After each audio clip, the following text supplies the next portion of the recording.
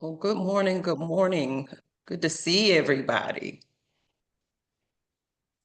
We are at our final session, Human Resources, and one of the important parts of the Institute is the graduation. So Mhm.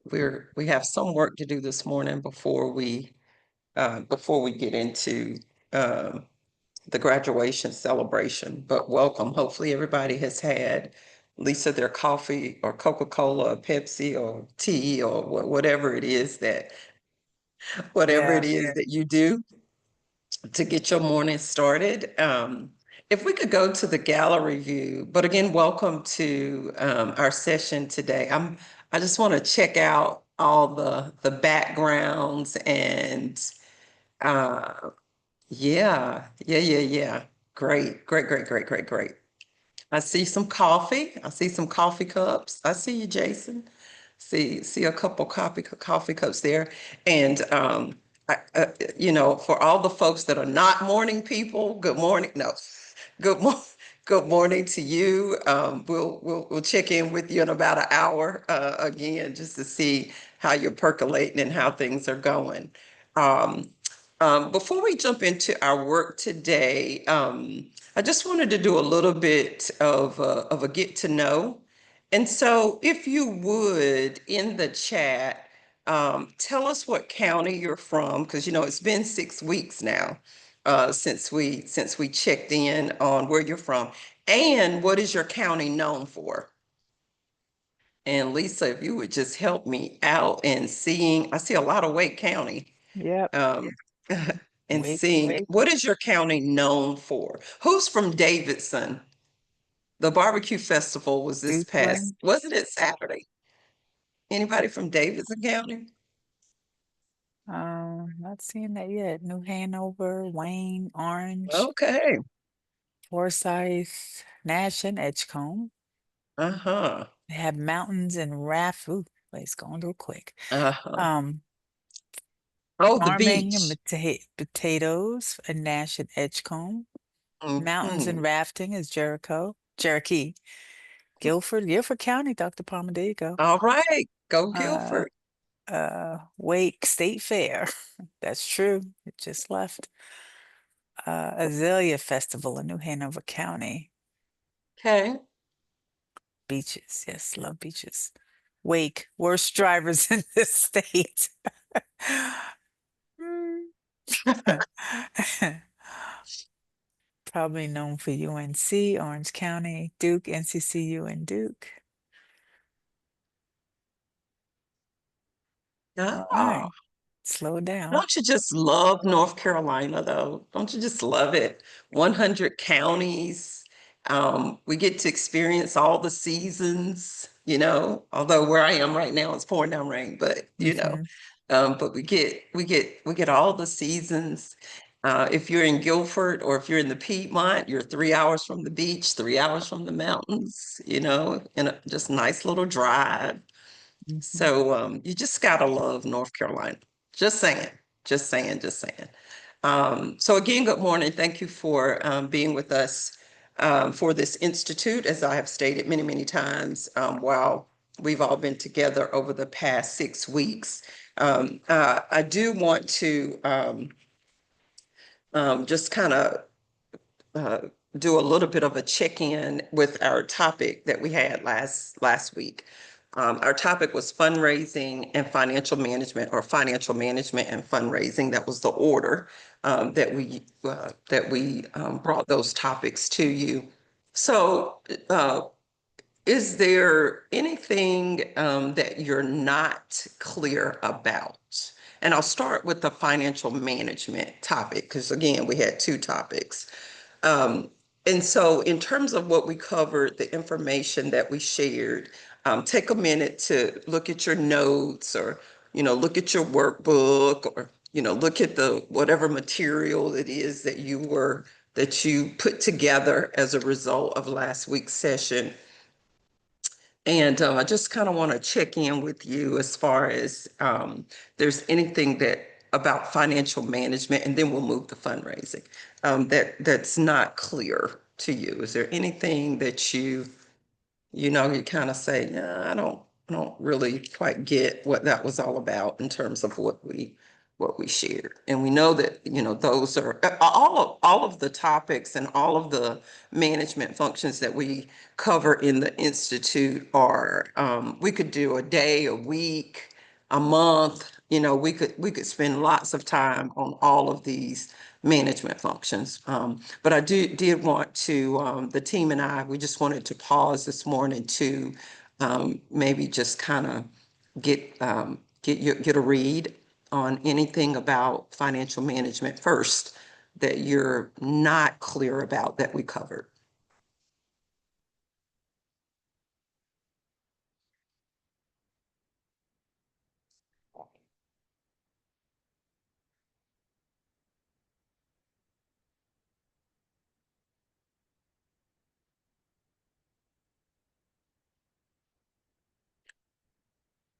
I'm just giving everybody a chance to get settled in because I jumped right into that, didn't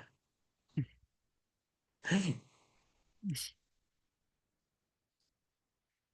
Yes, you did. And that was a fast topic. Um, I'll just say for me, I think that that's something that is is hands-on and that I just need to kind of go through our numbers um and kind of work through. So I don't have any questions. I did send a private message to Lisa and the host on behalf of someone else. So if you guys can check your chat, please. Right. All right. Anybody, financial management? If not, we'll move to fundraising. What about fundraising? Is there anything that we covered that you're not quite clear about?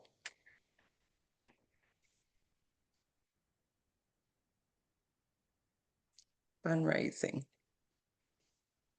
Mm, Necessarily something that's not quite clear. But I Yeah. did realize that we have like no donors.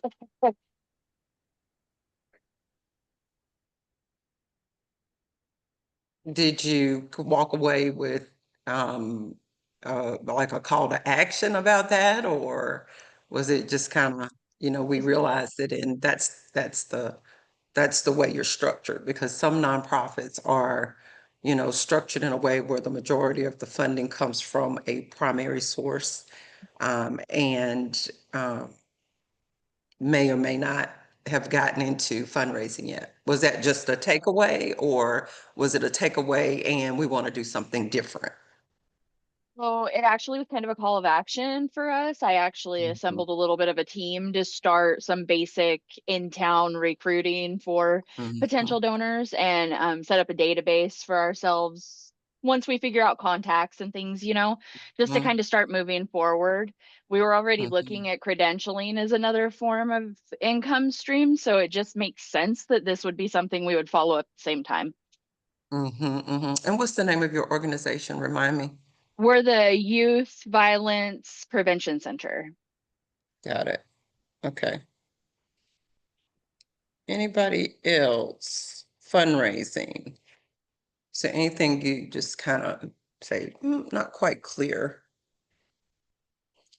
about any of what we discussed. The North Star is to establish a donor base and to consistently and frequently communicate with that donor base asking for a donation. I mean, I know sometimes we think it's this kind of real comprehensive, layered, kind of way of doing fundraising. And no doubt we have fundraising plans with nonprofits that are like that, quite robust, I might say. However, the starting point is the thought process and the mindset that we're going to approach fundraising for the purpose of securing unrestricted dollars. I mean, and we want to engage individuals in giving or corporations in giving. I mean, that's the fundamental kind of premise. And you have to start where in a place that aligns with your capacity, and then kind of build from there. Shanice. Thanks. Two questions kind of for the group, since I love this forum.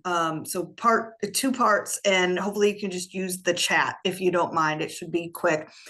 When I went back and talked to my team about the estate giving, I also heard the term like legacy giving and things like that. So I'm just interested, for those of you that do something with that realm, what do you call it? And is it estate giving is the normal thing that it's called, or have you heard legacy or anything else?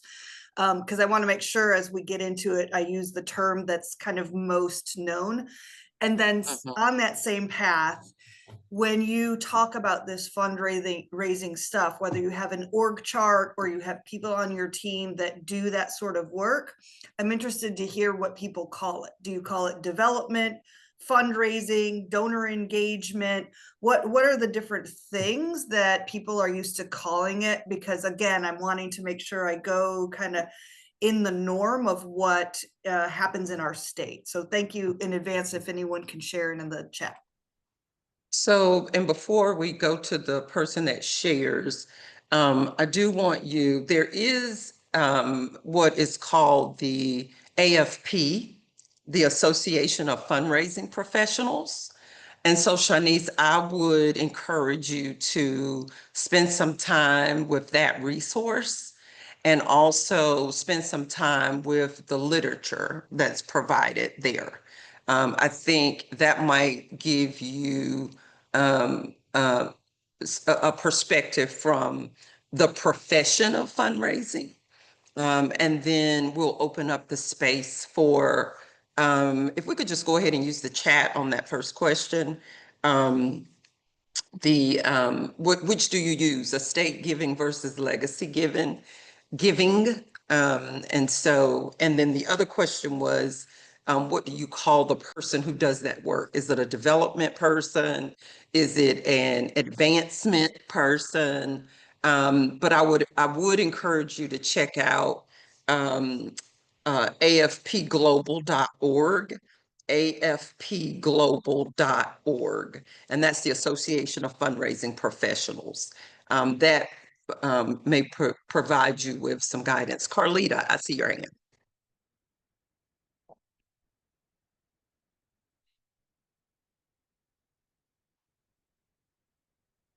Okay, all right. I'm sorry, I'm having trouble. I was having trouble clicking the right button. Yes, this is Carlita. I am the executive director of Darkness Rising, and this is not about the estate planning. This is about fundraising. Separate question. Is that okay? Mhm, mhm. Oh, okay.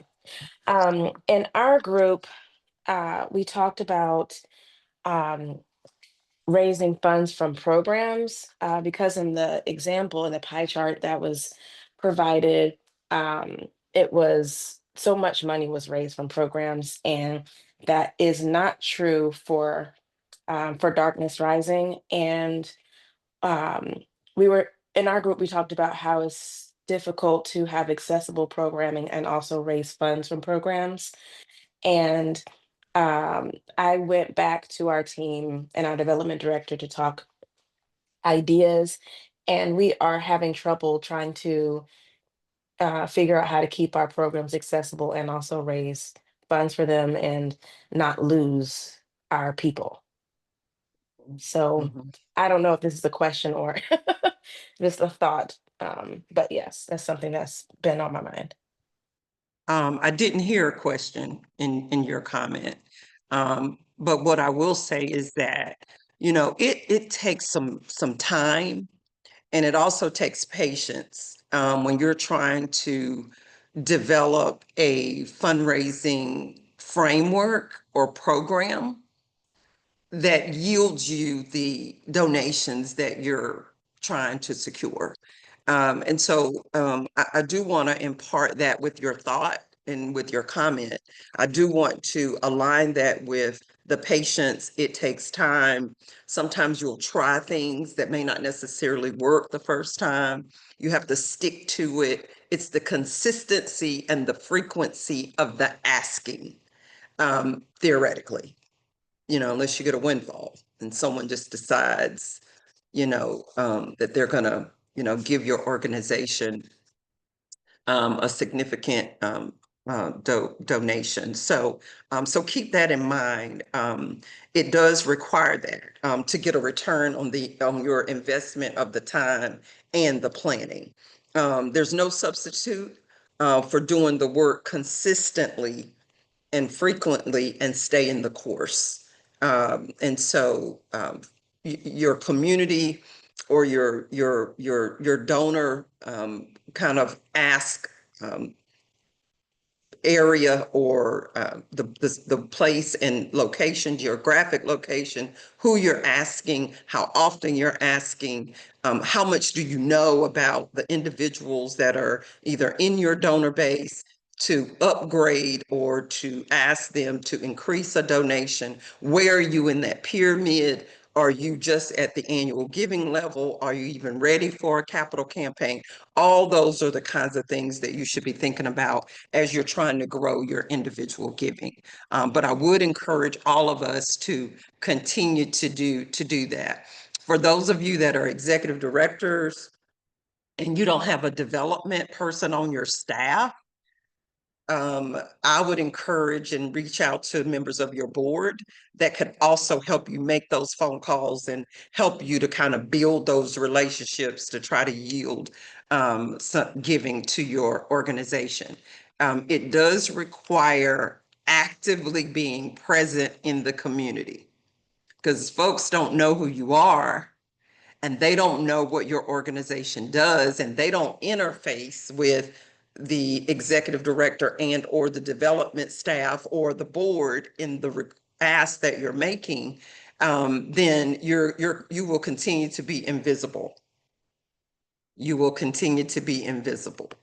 So that's just an important takeaway from this concept and the work around fundraising. And so it's a plan. You do want to have a plan and then you work your plan. I see Karen and then Sarah. Hi, thank you. We're kind of in a similar boat, and we've been really interested in exploring sliding scale pricing for programming. And I was wondering if you could share any insight or kind of speak to any like best practices or how that tends to work or not work. So you're talking about like a fee for service, like a fee for participating in the program, or But on a totally accessible sliding scale where there would be sort of a Mhm. suggested pricing that was kind of our Mhm. cost, but there would be a no cost option as well as sort of a generous option where someone could cover the cost of another participant. And our Mhm. thinking was that we would have a little bit of an explanation, which each of those suggested pricing points, letting people know Mhm. what those levels mean. But that's, Mhm. it's not something we've put into practice a lot yet. So I was wondering if you Mhm. could speak to any, kind of Mhm. ideas or ways that might work or Mhm. suggestions. Without knowing a whole lot about your community, without knowing a whole lot about your programs, what type of programs are they? Is there a value to, or appetite to even have, or the ability, depending upon the demographics of your community, especially if your community is more or less a low income, or, folks just don't have, the resources to be able to pay for services. There's so many aspects of kind of landing on whether or not this is something that would be appropriate. I would suggest think about it like a business would think about it. Like, this is the program. What is the value? Is there a target market or group of either sponsors or paying the fee? It is that market research that I am thinking that would be your starting point. And then from there, my thinking is that would prompt what apparatuses you would use to actually get dollars in the door for said program. You know, I'm thinking about your YMCA's. You know, your YMCA's has, you can be a member, you can buy or pay to participate. Typically, there is some type of a scale that they use. They try to get scholarships for individuals who can't afford it. I mean, there are all different types of ways to do that. They might be a good organization to just kind of look to see all the different ways in which they bring dollars in the door. And that might prompt some thought with your group or with your team. Sarah?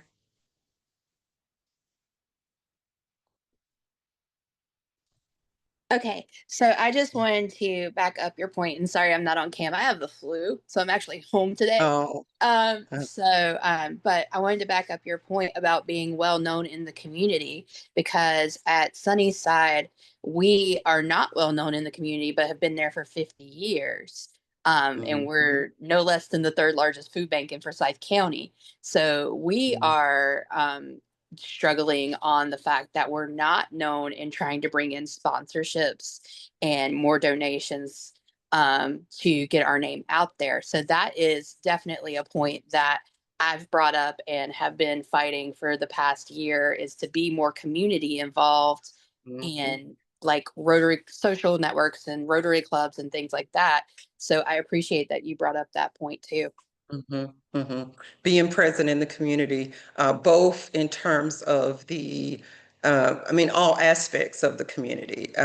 It could be, you know, political settings. It could be government settings. It could be social settings. I mean, you know, all of those spaces is important to be thinking about where is the best place for you to spend your time, so that you're meeting people and people know who you are, and they, you know, and you start to get the phone calls from people asking how they can help, as opposed to your having to do that. Rebecca, you had your hand up for a second there.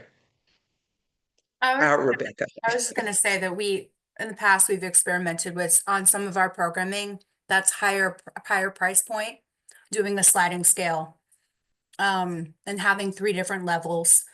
The middle one being what the actual market value of it is, and then giving a financial assistance discount one, and then one that's a pay it forward. So it's more than it normally would cost, but allows organizations who have extra funds to sort of pay it forward and make sure that other folks can be a part of the series or whatever the programming is. So it can work if you set it up right, and you have to explain. It takes more explaining, right, for people to understand what the different levels are. And but we found that people, I don't think we didn't feel like we lost money, for instance. If that's your concern, we didn't feel like we lost out. In fact, I think, you know, if we came in a little less than we normally would on a program, but it's definitely a great option to consider. Anybody else? And again, I can't say it enough. Being consistent and, you know, sticking to it and building up your brand and helping all in your community to understand and know who and what your organization does. I mean, there's a lot of value in the human touch. There's a lot of value in the, you know, inviting folks out to say, hey, let's have a cup of coffee. I would say a cup of coffee, but let's have a cup of coffee and let's get to know each other better. I want to learn a little bit more about your foundation. You know, those are the ways that you start to really make those connects in your community. All right. Well, we have one more topic in our series, and I hope I didn't miss anybody's question or comment. And that is human resource management. And so, team, if we could go to slide 4 in our kind of slide deck. Everybody looks so wonderful and great this morning. Awesome. You can go one more. All right, so here's our agenda for today. Whew, that's a lot, right? And we have to graduate. So we got quite a bit that we're going to do today. The cadence for the human resource session is more or less a seminar style today. In terms of what we do, we've got a couple of hands-on exercises that we want to engage you in. But for the most part, this portion of our or this topic and session in our series has more of a cadence of a seminar. And so we're going to walk you through the information that you have. And if you would turn to your workbook, and the first page in there is page 126. And so now, in terms of the outline and the agenda, we have it broken up into 3 parts: recruitment, retention, and reward as it relates to human resources. So we're going to spend some time talking about personnel administration or human resources with paid employees and staff, and then also volunteers, because sometimes we forget that while I am a volunteer, I am also a part of staff in some ways, not literally, but working in supporting staff. We do want to spend some time on job descriptions, and then also compensation, hiring practices, the status of workers from independent contractors to exempt, what that means. A lot of times with nonprofits, we utilize quite a few independent contractors. So we do spend some time talking about the difference there. Striving to offer a living wage. We encourage that. We know sometimes that's challenging.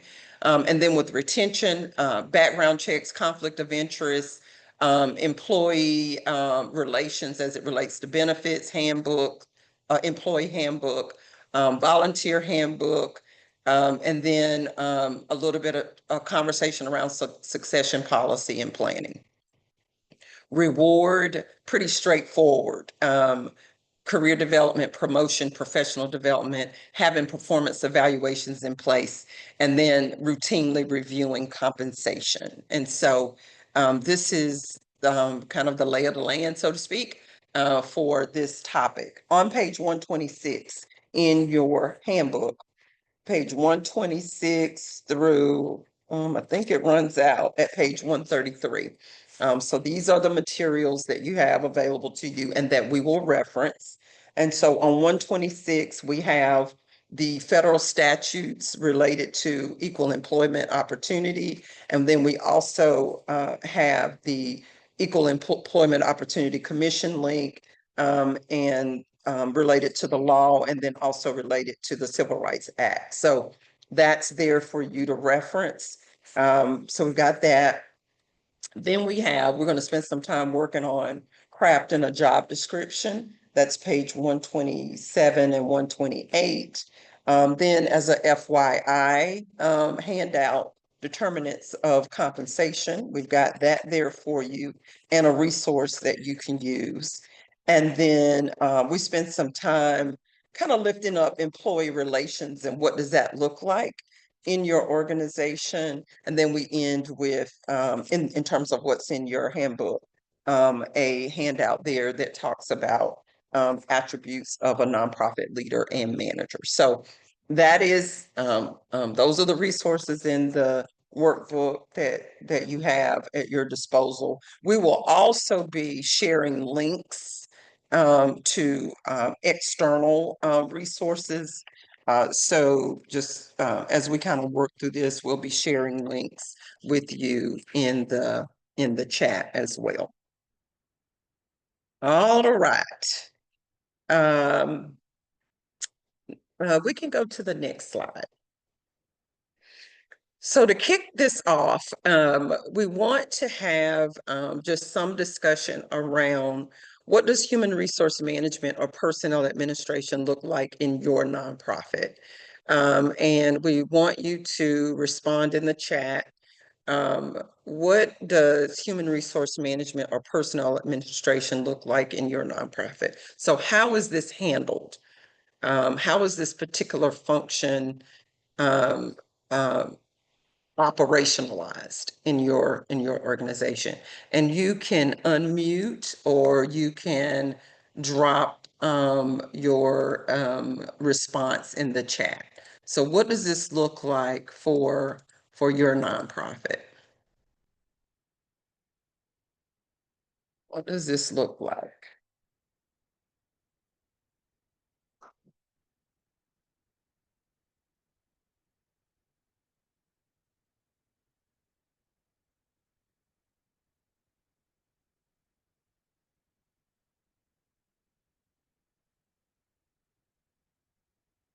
So some of you have a department, some of you have, just kind of scrolling through, some of you have an actual person in that role. I am the executive director, HR, IT development, pretty much everything, April. I understand, been there, done that.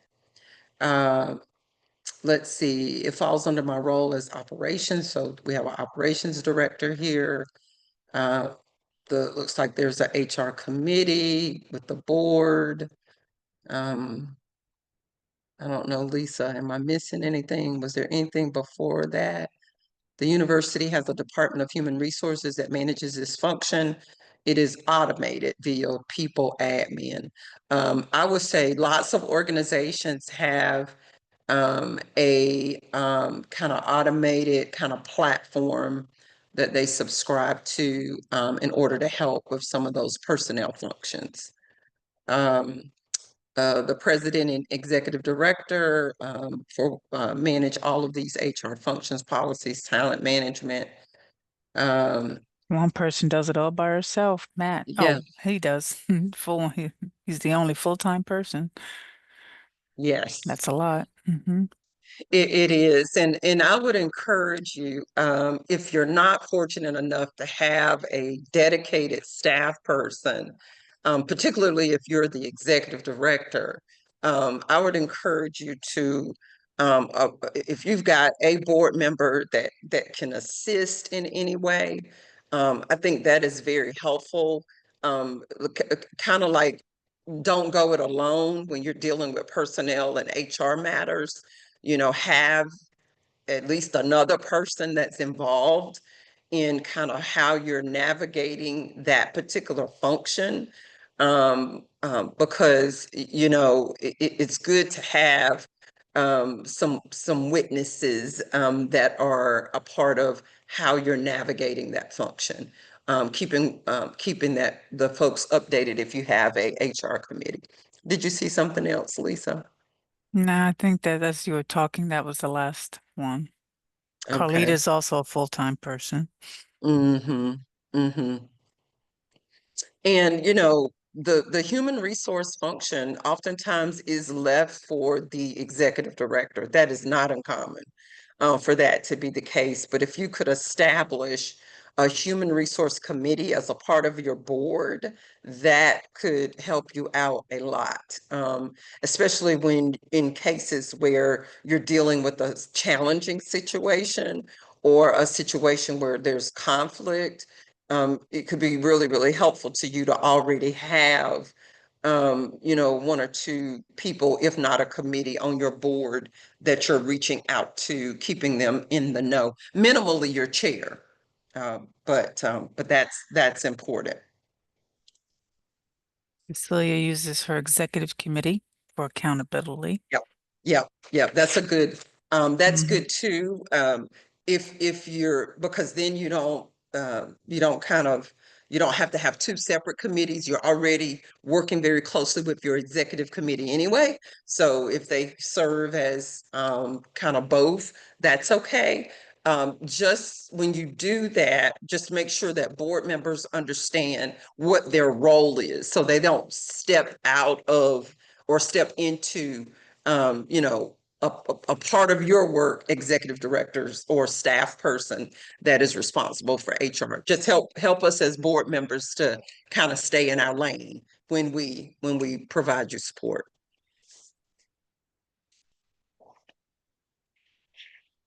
Okay.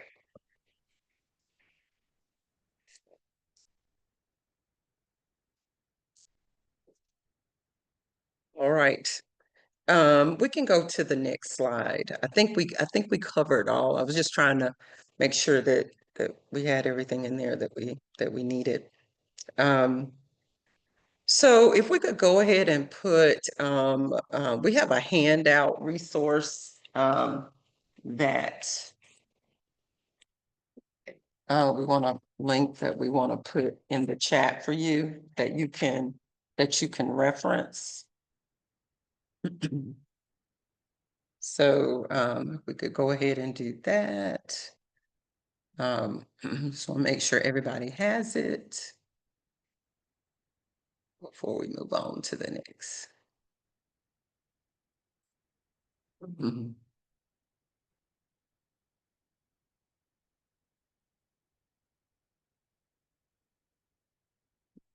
I'm just giving us a couple of seconds here to make sure you have that handout that we're going to be referencing in the chat.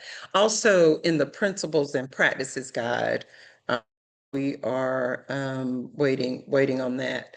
In the Principles and Practices Guide, on page 9 is where you'll find the human resource information. Thank you. The principle for practice, is it, wait, hold on, not page 9. Hold down. It's page 12, sorry. It's page 12 in the Principles and Practices Guide. What's on page 9 is reference to equity, diversity, and inclusion, but the human resources principles and practices information is on page 12. Lisa, I see your hand. I don't see anything in the chat, the handout in the chat. I don't know if it. I don't think we have Yeah, it it's not there yet. Oh, Yeah, It's we're not still there working yet. on it. It's coming. Okay, Mhm. thank It's you. coming though.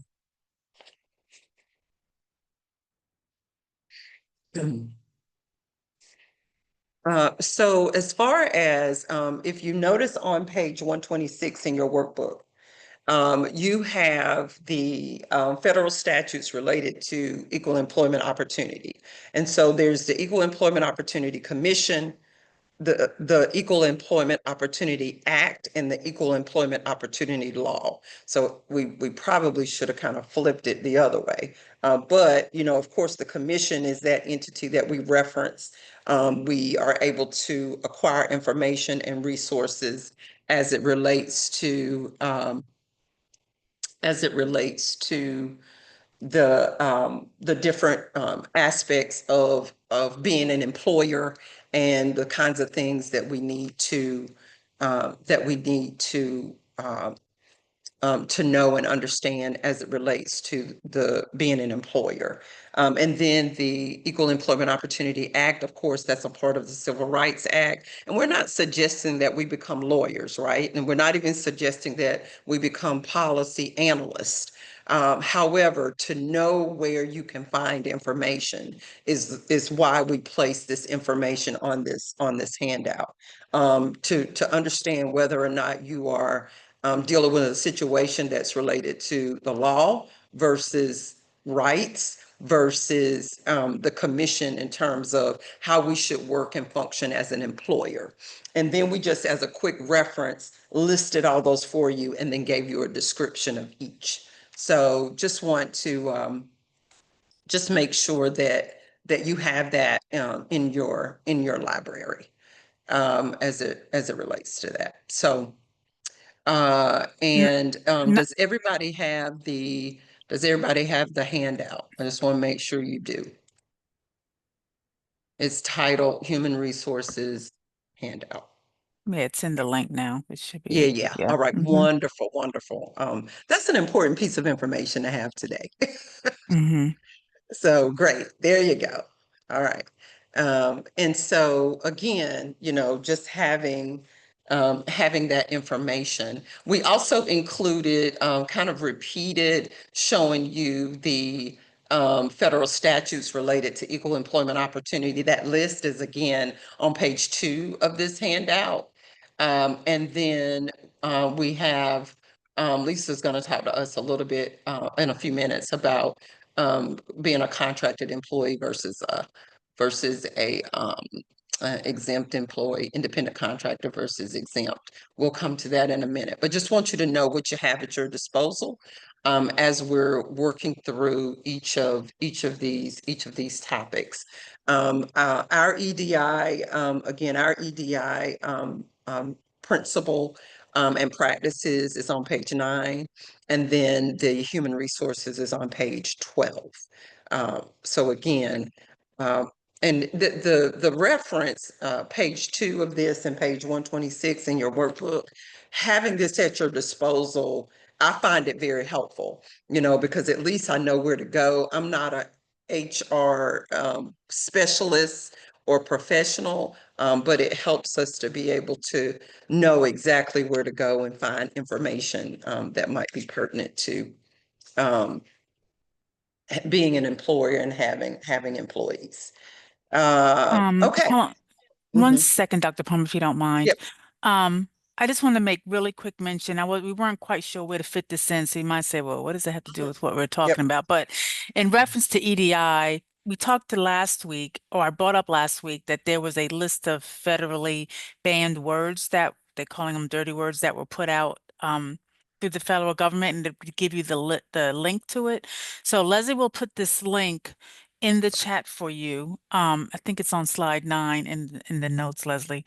We'll put this link there for you to open, and then we'll also resend it in the wraparound. I just wanted to make mention of that because I did say I would include it in this section. So just give her a minute, and yep, there it is. It's in the chat. There You it can is. open up and glance that over. And then again, like I said, we'll put it also on the wraparound as a reminder. Seemed like that was the best place to stick it in, Dr. Palmer. Sorry. No, that's fine. No, you're good. You're good. Before I forgot. Thank you for that. Mhm. Thank you for that. Now, again, Oh. take the list of words with, I'm not going to say a grain of salt, but I'm going to say that, because some of the words on there is like, this is ridiculous. So it's just for your knowledge and for your information. Again, that's what we do here at the center through our advocacy department, just making sure anything the federal government is updating or putting out there for our nonprofits to know, we want to make sure you get that same information. So that was recently put out, and just since we started the course. So I just wanted to make sure you all had that. Awesome. Awesome. Awesome. Awesome. Do you want me to keep- Okay, go to page 127. So one of the places that we start is, so this session is broken up into recruitment, retention, and reward. And so in terms of recruitment, one of the essentials is to have a job description. And so what we want to kind of practice here is completing the worksheet on page 127 and completing this together in terms of what is the title, including the title of the position, including the roles and responsibilities. And we're going to use this template that we have, but we're going to start on page 127. So if you would turn in your workbooks to page 127,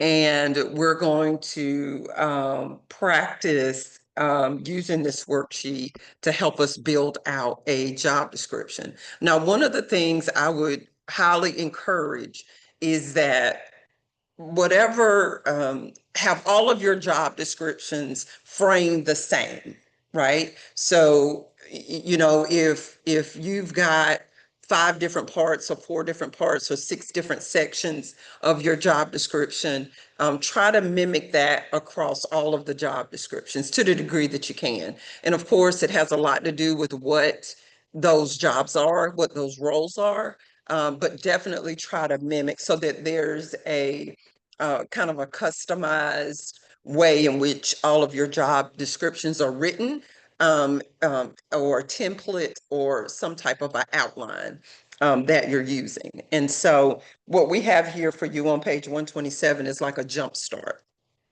One thing I do want you to add, there are 6 items listed on page 127.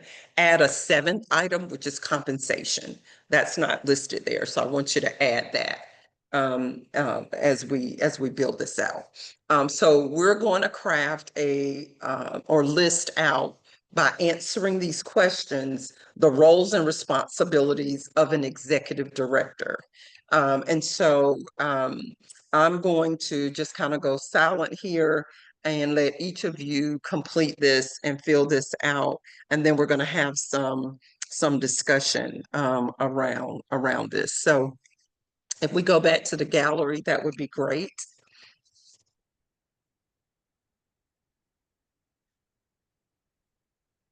All right. And so all of our titles is going to be executive director. And then you're going to name what the purpose of this position is. Who would this person, what would this person do on a daily basis? What skills are necessary to complete the task in terms of what they're going to do on a daily basis? How many hours per day, per week are required to complete these tasks? So what is their work schedule? Who's going to supervise the person? And then what is the compensation? And so again, just want you to kind of work on this and then we will have some discussion.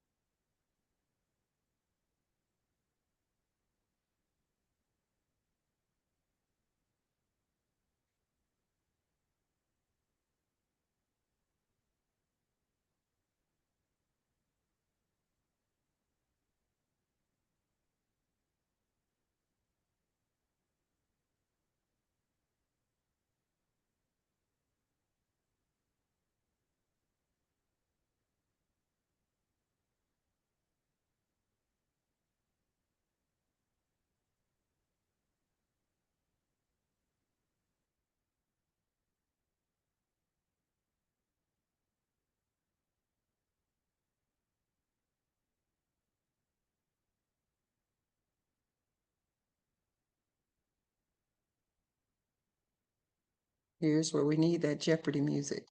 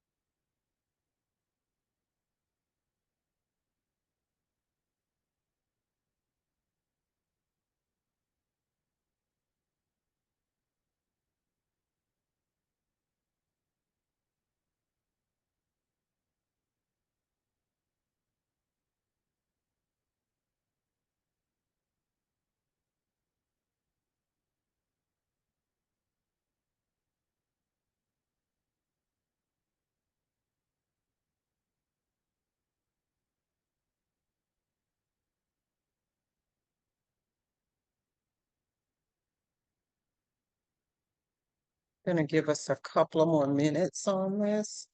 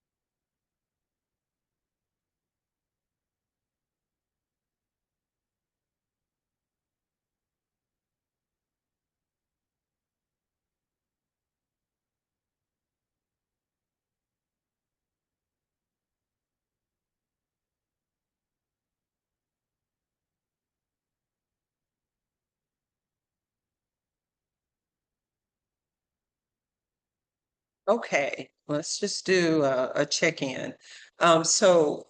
Again, when we think about the topic of human resources for this session, we have it divided into recruitment, retention, and reward. And so it is important to just kind of recognize that your nonprofit may be set up, it may be set up differently. And so just kind of, you know, keep that in mind in terms of how you do this work.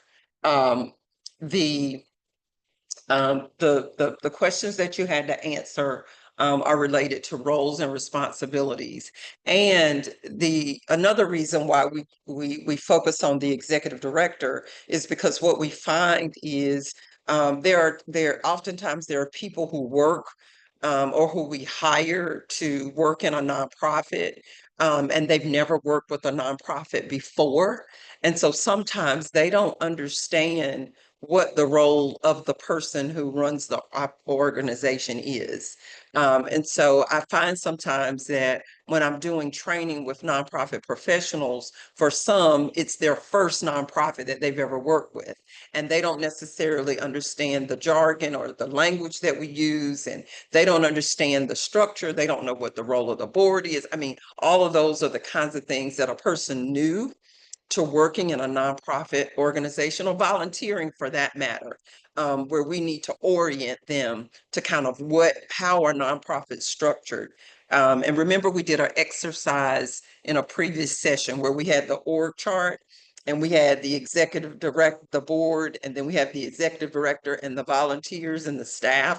It's important to understand what the role of the person who's leading and managing the day-to-day operations of the organization. Sometimes board chairs get that mixed up too.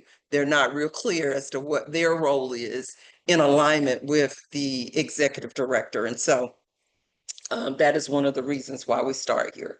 So the title of the position that we wrote or that we crafted our roles and responsibilities about is executive director. What is the purpose of this position? Give me like 3, 4, 5 words in the chat.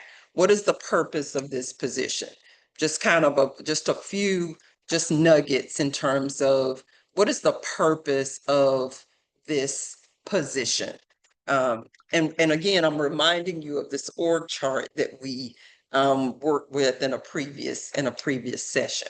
So we have set strategy, lead and manage, Mhm. manage, leadership, vision, leadership, Mhm. leadership, Mhm. lead the Mhm. org, maintain relationships, lead mission programs and operations, Mhm. Mhm. And oversee. so leader and manager, right? Mhm. The visionary, the person who's you know, setting the climate, who's setting the tone and the culture for how this nonprofit is gonna function in terms of it being an organization and also in terms of us being an employer. You know, kind of is leading and managing the entire organization. Very important to be able to explain what that is. What would this person do on a daily basis? What would they do? So just give me 3 or 4 things. Just pop it in the chat. What would this person do on a daily basis? What would they do? Collaborate, check in, meet with Mhm. staff, Mhm. Mhm. check in with staff,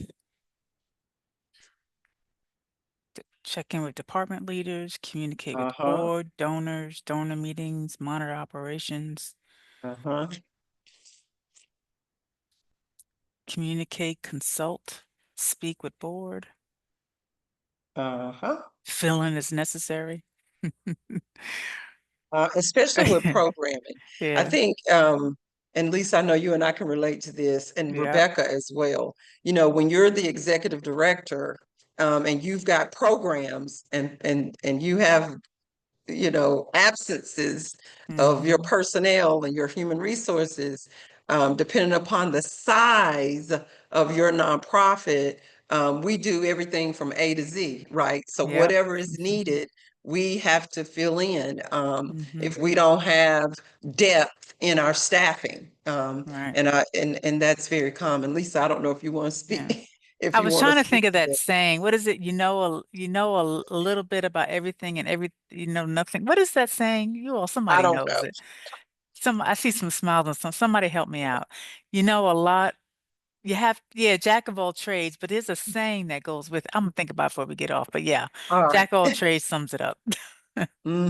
Yeah, so we know, and we jump in wherever is needed. I mean, for an executive director, you can have your day mapped out. It just depends on what kind of programs or services you offer. And you show up and that whole to-do list is gone because of something else that's happening. And so one of the attributes of executive directors, especially of grassroots, community-based, you don't have a lot of depth in your staffing. We definitely have to remember that you're switching gears all the time. Your title might be chief executive officer or executive director or president and CEO or whatever that is. But it means all the things that happen in that organization, you might have to jump in and be a part of. Grab your principles and practices guide if you have it nearby or if you can pull it up. When we get to this number 3 item, what would this person do on a daily basis? You could start with the 12 principles, right? That we at the North Carolina Center provide information training, professional development, member benefits. These are the principles or management functions that we spend our time sharing with our membership and beyond in terms of education and training. And so when you look at the table of contents, is where I want you to go. It doesn't have a page number on it, but when you open it up, just open up the cover, it's the very next page. So it's page 2. And you see advocacy and civic engagement is listed first, strategic planning is last. These are listed in alphabetical order. So for number 3, if for nothing else, you could have in your job description for a executive director kind of how their role engages in doing these things is a good way to start. And you have a lot of information about 6 of these because we've covered that over the past 6 weeks. And so that might be a good starting point for number 3. You might not need all these, you might not use them all, but that can definitely help you build out what would this person do on a daily basis? Maybe a little more in some areas, a little less in others. The other thing I would also like to say, for those of you who have never worked in a nonprofit, maybe you are a funder, maybe you are a board member, maybe you are volunteering in some capacity to help with this nonprofit.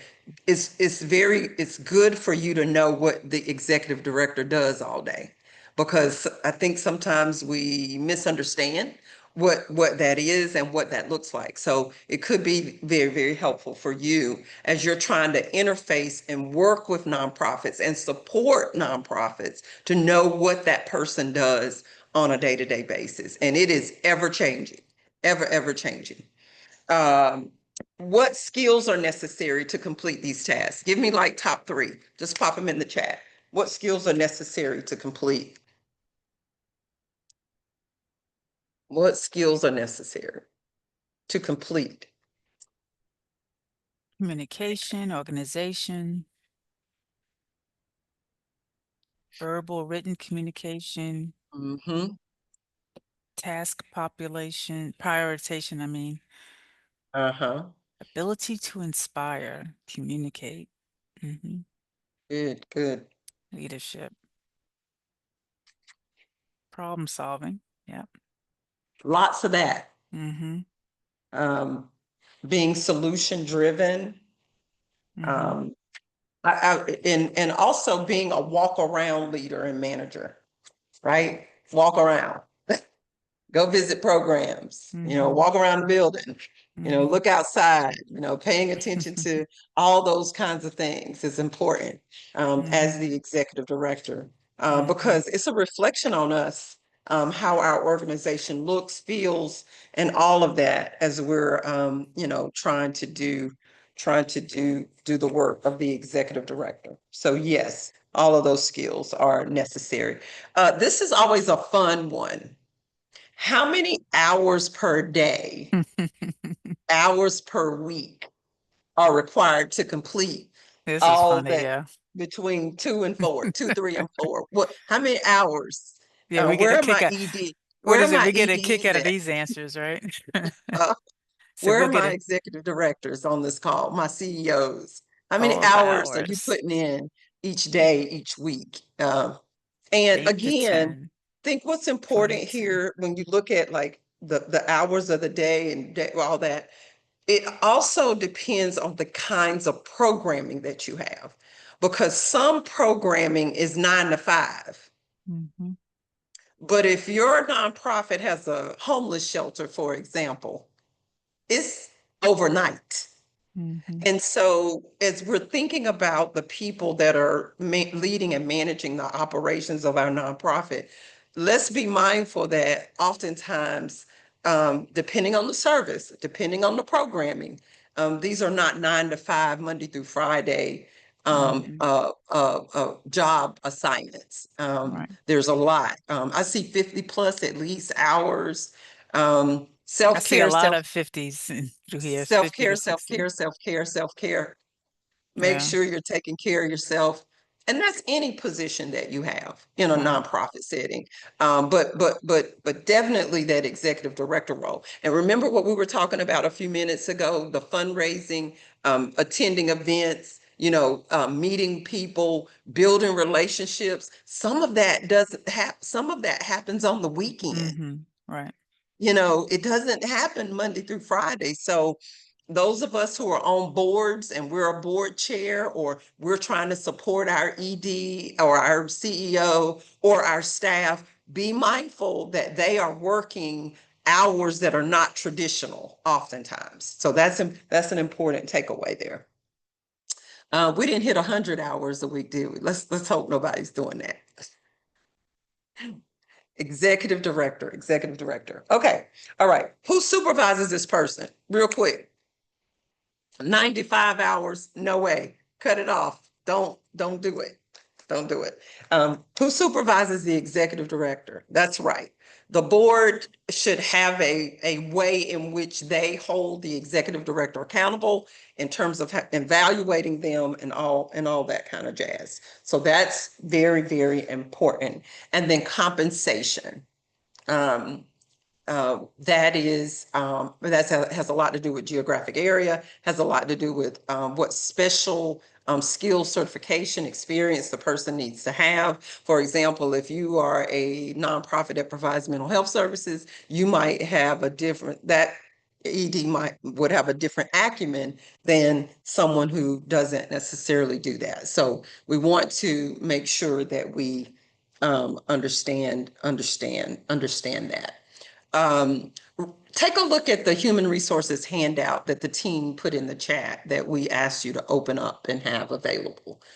So when you look under recruitment, we do have a resource there for you for volunteers, for those of you who are managing and need volunteers. There's a resource there for you related to compensation as well, for you to utilize. I want to hone in on the hiring practices. This link takes you directly to EEOC.gov for employers, and gives you a reference there in terms of hiring practices that you might want to yield to. So for example, we've developed these roles and responsibilities. And so if you turn to page 128, we've provided like a template that you could use to actually craft what that job description format might look like. Now, you can change this to meet your needs, of course, but all the information that we crafted on page 127 can now be transferred to page 128 and we can build out what that job description looks like. I hone in on hiring practices in your handout because that can give you insight on how to craft job applications, how to craft your interviews and so on and so forth when you are recruiting. So that's important to keep in mind. And then Lisa, I'm going to jump past status of workers, come back to that for you to share with us there, but living wage. Also, to do a little bit of research and have some, establish a philosophy around compensation of your paid staff. And do the research to try to make sure that we are offering compensation that is in aligns with a living wage. And that resource there, the living wage calculator, that's a resource that we've provided there for you that you could use for that. Again, recruiting volunteers, recruiting paid employees, and then again, that job description, and then going out and actually hiring the person that we want to hire for the positions that we have vacant. Lisa, I'm going to pass it to you for status of workers. And again, if you're following on your handout, you should see those resources that we have for you. Right. Thanks, Dr. Palmer. Really quick. And again, this is just to recap some of the information that I'm sure you all are familiar with. So as we're talking about status of workers, in particular, we're talking about independent contractors, and Dr. Palmer touched on this briefly earlier.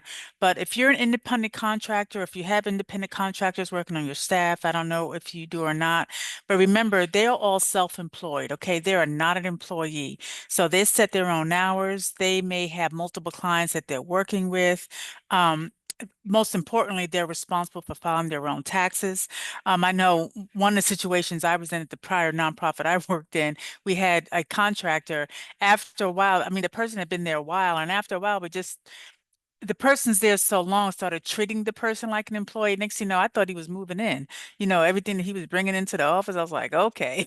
So just make sure you're that contractor understands, and you understand where that line is drawn for the fact that they are not an employee in terms of how they're being there. If you have any questions on that, just pop them in the chat.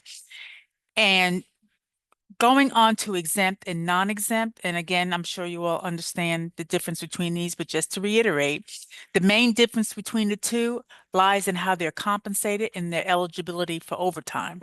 So for an exempt employee, they're not eligible for overtime pay. They're usually salaried. You go back to those 60, 50, 100-hour people that are working. I'm sure you're all exempt. But they paid the same regardless of the number of hours they put in. With non-exempt employees, they're eligible for overtime pay. Now, there's specific guidance that had come about. If you all remember, maybe a year or so ago, there were some changes to the overtime rule that they were making for nonprofits. But we're going to put a link in the chat. There's been after the court ruling in last November, the salary threshold for overtime pay under the FLSA reverted back to the 2019 level of $35,000 per year. And we're going to put that resource again in the chat so you can read some more about it. And that's important for you all to be familiar with, especially if you have if you have non-exempt employees in your organization there. And there are also skill categories. Again, it'll explain those categories. You can have an executive category, professional, administrative, or highly compensated. And again, these will determine also the overtime rates that they attest to see where these employees, whether they should be exempt or non-exempt, and making sure you're classifying your employees in the right categories upon hire, or if you need to go back to your staff listing to make sure everyone's categorized appropriately. That's also important. Because again, if someone's eligible for overtime pay and they don't get it, they can come back later and we try to recoup that money. So just make sure that everyone is classified appropriately. And again, any questions on the handouts, the links that we provided for you, just let us know. It's always good just to refamiliarize yourself since things are changing so quickly at times. Anything else you want me to add in there about that, Dr. Palmer? I think that just want to give a Mm, quick overview of Nope, I think that. I think that's good. If there are no questions at this point, we're going to take a break. We're going to come back and we're going to cover retention. It is now 10:43. So why don't we do a 7 minute? So we'll come back at 10:50. Is that good? 10:50-ish? Perfect. This is a 7 minute Zoom break, which is different than other breaks. But at any rate, see you on the other side of your break. I'll give you another 30 seconds or so. All right. And again, if you would reference your human resource handout, if you download that, or you're going to have some live links in there that we are referencing. And so just kind of keep that in mind as we work through the retention topic. So we're going to jump back into our work. Keep in mind that some of the positions that your nonprofits hold or have may require background checks, especially around programs and services, depending on the population that your programs and services are supporting and helping. So we just kind of wanted to mention that. And typically you are subscribing to some type of a resource that allows you to do different degrees or levels of background checks, statewide versus national versus, it just depends on what kind of reach you're trying to or approach you're trying to take with that as to what you use there. So the background checks could be a potentially part of your recruitment and or retention. That kind of crosses over into both. And conflict of interest and confidentiality. Here's something to keep in mind for volunteers and paid staff. Boards of directors are oftentimes expected to sign a conflict of interest agreement, that the duty of loyalty to the organization is the way in which they're going to function. And so the conflict of interest policy oftentimes is signed by each individual board member and may be very relevant to the different positions that your nonprofit has, as well as confidentiality. So there's some organizations that have both. They have the conflict of interest and then confidentiality statements or policies that they want to make sure both volunteers and paid staff are adhering to, and that they sign off on those. And again, it has a lot to do with the kinds of programs and services that your nonprofit offers. So keep that in mind. We do have a legal compliance checklist from the center that is free to members of the North Carolina Center for Nonprofits. So kind of remember too that resource can also help with making sure that we're being compliant from a legal standpoint, especially in terms of the practices that we employ as it relates to whether or not you're a board member or a staff member or or just a volunteer outright. I think the legal compliance checklist is is it in governance? I want to say it's in governance. The legal compliance checklist team, there's a question about providing that link in the chat. Oh, there you go. It is. Awesome. Thank you. Okay. Let's see. Go in your workbook to page 130. So one of the challenges, I'll just say, that we have is crafting benefits packages or employee packages that are attractive. One, to recruit, but definitely to retain individuals in positions with nonprofit organizations. And again, depending upon the size of your nonprofit, we don't always have um, the resources to have the types of employee benefits packages that we would like to have.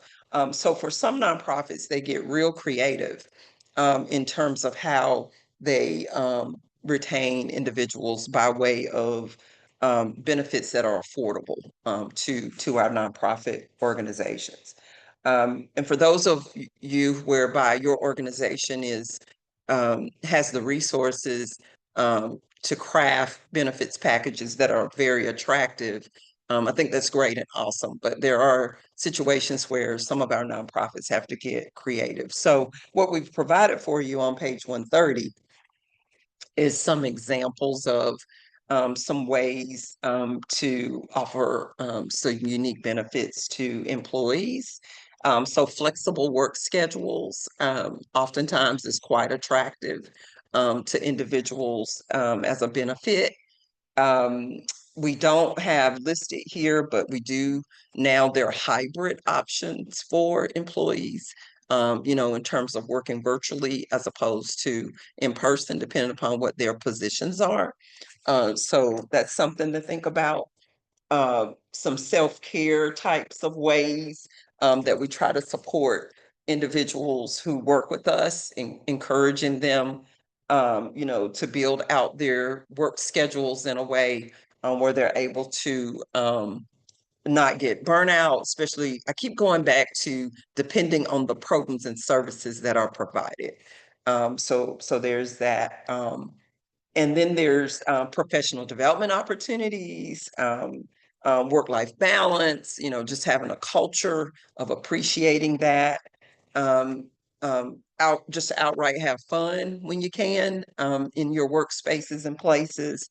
The discounts. So here's a unique way to think about benefits. There may be some of your colleagues at other nonprofits that have a resource that would be a benefit to your employees. And maybe you could do some bartering or some trading off of, what you might have to offer versus not. I mentioned the YMCA earlier, those are membership, YWCAs, those are oftentimes membership organizations. It might be a way that there could be something, a program, a service, a resource that they have available that they might offer a slot or two to some of your employees, and that might serve as a benefit, as well as for-profit businesses in your community. You might be able to encourage them to offer some aspect of their business at a discount or at no cost or low cost that might actually serve as a benefit. And so I wanted to take the time to see what some of you are doing with your with employee benefits. And Lisa, I saw a couple of things in the chat before I got to the query of asking. But what are some of the things that you all are doing to kind of retain and keep your folks with you and not have to invest so much in filling vacancies and positions? Anything that There's a good one here given, Tanya says a 500-year wellness stipend. That's nice. mm-hmm. Flexible Okay. work schedule, 32-hour week, 401 Okay. match. They're providing dinner for our staff during long events. Oh, okay. Gym membership, that's good. Self-care Uh-huh. programs, Mm-hmm. mental health day. Our agency is remote on Fridays. Okay. I think they get the gist of it. Yeah. So just some different ways of thinking about thinking about that.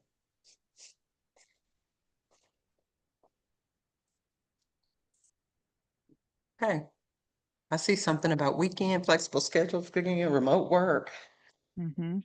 Um, Pay for professional development courses, um, covering medical be- benefits. Mm-hmm. being creative. I would just encourage us to, and utilize that 501c3 tax exempt, element of who we are and when we're approaching some of these some resources that could be beneficial to us.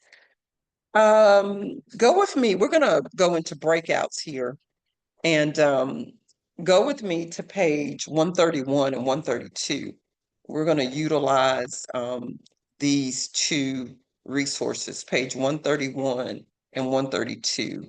And so we want to kind of take it a bit further as far as establishing what we've named an employee relations program. So this is kind of, we're going to have this apparatus in place so we can focus on the total person that we've employed and, just try to respond to as much as we can, and appropriately so, respond to the needs of our employees. And so when you look at page 131, we've just kind of laid out some things to think about when you think about each of your employees and what they bring to your organization. So we use the executive director. That was the job description that we crafted and the roles and responsibilities that we talked about.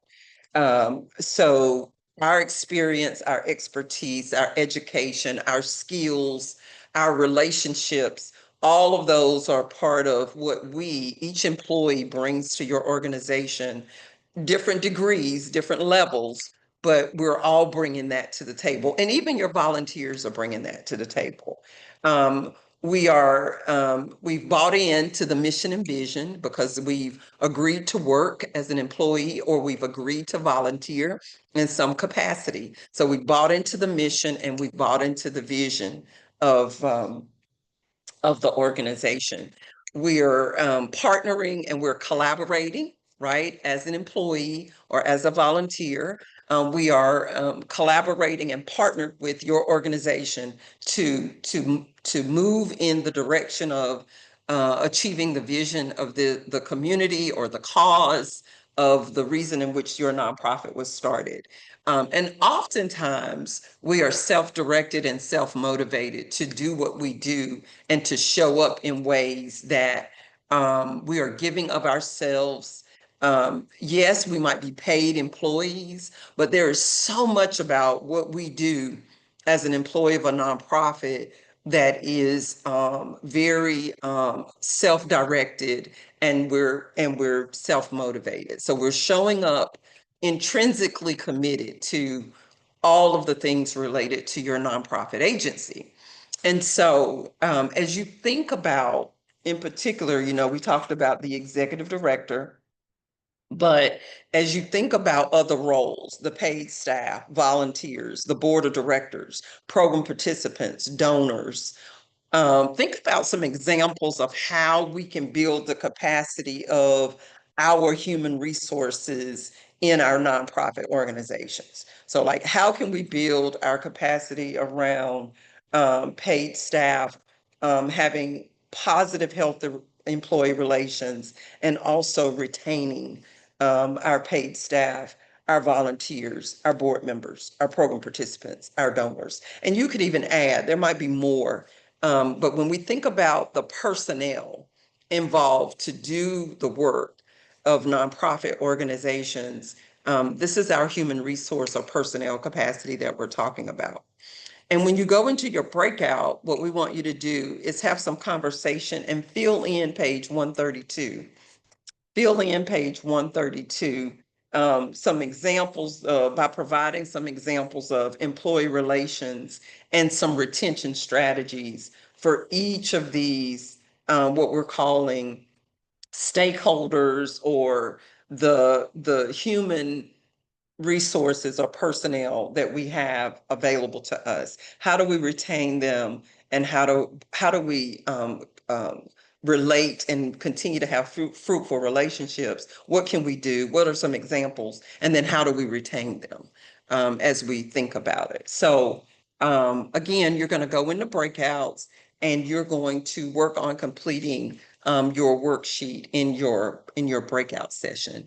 And I'm thinking 10 minutes, Rebecca, Okay. does that? Yeah, we Okay. can do that. We have about around 5 or 6 in each of the groups, and there'll be 7 rooms. Okay, all right. Set them up. So you all are going to go into your breakout room. See you on the other side.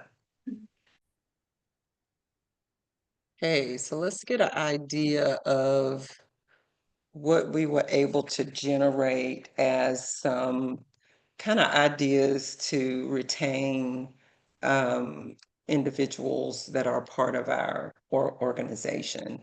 And I'm going to utilize the chat just like we did before. If somebody wants to add voice to what you're sharing, by all means, please do. Especially if there was something that was shared that you're like, whoa, didn't even think about that. That's a really, really good idea to think about. So for paid staff, you can use the chat if you'd like. Employee relations. What were some of the things that your group came up with? Employee relations for paid staff. Paid staff. So capacity training, flexible hours, some team building. That's a neat idea, you know, to kind of build a culture of teamwork. Celebrating milestones, that's a good idea. For both relations and retention, people feeling like they're a part. Wellness support, okay, again, this is for our paid staff to keep them, to help to maintain their employment or sustain their employment for them to stay with us. Is there any group for paid staff? Well, let's do retention first. What about retention, or was that a combination of both? Because I can see where some of what you might list for employee relations might also work to retain folks. Yeah. Competitive salary, flexible hours. Uh-huh. We have to get creative. I just keep reiterating that. If we can't always, we might have to have multiple aspects of what those benefits are. That's important to think about. So that's for paid staff, right? What about volunteers? So now we're switching. Good relations, volunteer, we can switch that word, volunteer relations and volunteer retention. Volunteer relations and volunteer retention. Recognition, value their time, support. A good onboarding practice, yep. Yep. Value their time. Yeah, that's good for people to be grounded in what, you know, in the organization and really have an understanding, like take pride in, you know, the organization that you represent, building that into it is good. That's real good. Anybody want to add voice to volunteers, or I think most of what we see is pretty straightforward. Yep. What about board members? Yeah, I was going to chime in a little bit about the volunteers. Okay. One thing that we try to do is to have our participants that take part in the program with Pivot to actually speak with the volunteers and tell them how much they appreciate the volunteer. It's one thing for the executive director and the board members and the paid folks, but the actual recipients of the services, when you can see a living, breathing example of, hey, this is what our mission is about, and those people say, you know what, it impacted our lives. That carries a lot of weight versus thank you because, you know, I'm paid to say thank you. Yeah. I also just wanted to add one thing we got to on the retention side for volunteers was giving them the path to um, a paid position within the staff Ah, or mm-hmm, board positions. mm-hmm, absolutely, absolutely. Especially when you kind of see, you know, the attributes that they have and you think, oh my gosh, they would be great as XYZ. We have to kind of keep that in mind. We also have to encourage their colleagues, you know, especially with volunteers, we have to encourage our paid staff to be inclusive of our volunteers in the work that they do, hold them in regard with respect, acknowledge their presence. All of those things is important too, that they're all working together. That's an important aspect of it as well. Board members, how do we maintain a good working relationship and retain board members? How do we do that? What are some ways that we can do that? I have one-on-ones with my board members, Mhm. and we do 6-month and annual check-ins, and Mm, ask them about their ideas for the future, and ask them what would make them a happier board member. mm, absolutely. Thank you, Carlita, for that. You know, it helps when you have those touch points with your board members, CEOs and executive directors. You know, making a point to reach out to them in between board meetings, or, you know, maybe there's something that you're working on that you can invite them to help you with, that is a light lift for them, because maybe it's an attribute that they have and that they can add to your work. So seeing them as a part of your team, I think is very important as it relates to that. That's important. Anything else we see there? Yeah, engagement beyond meetings, events, networking. Yes, Mhm. yes. Good. All right, what about program participants, the folks that are participating in our programs? How do we, you know, maintain a good relationship with them and also, you know, keep them engaged in the program? Because some of these things, you know, might cross over.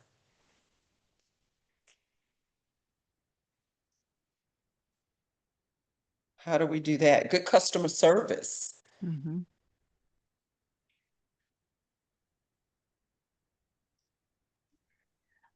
I had a staff member yesterday who um, felt like one visit per month, plus kind of these miscellaneous engagements with families in our nonprofit was not enough time to build relationships.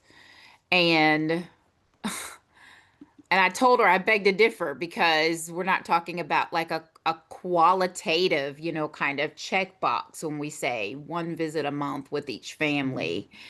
And then you see them at programs or, you know, events that you're hosting for their children. But it's more of the quality of that time that you spend with them. So I think, you know, kind of focusing on relationships with your families is huge.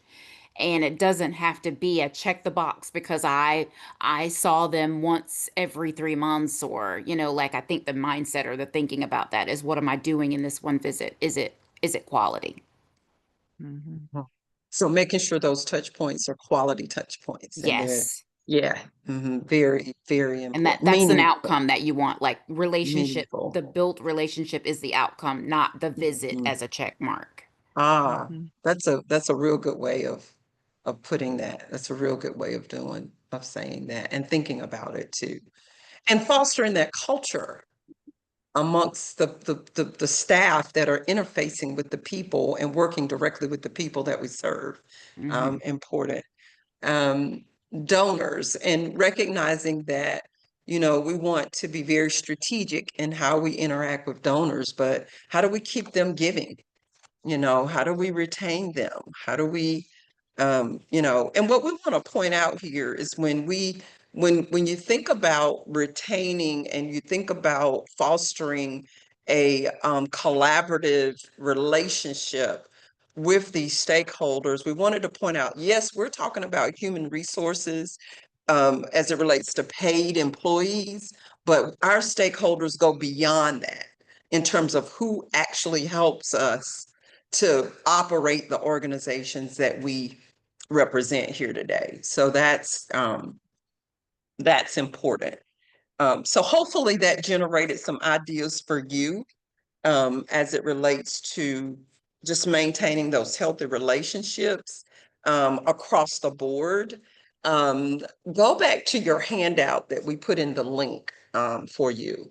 And notice that we have also an employee handbook. That is a resource that we should make sure that we have in team. We're going to pull that up here in a minute just so folks can be reminded or a refresher if you already have one.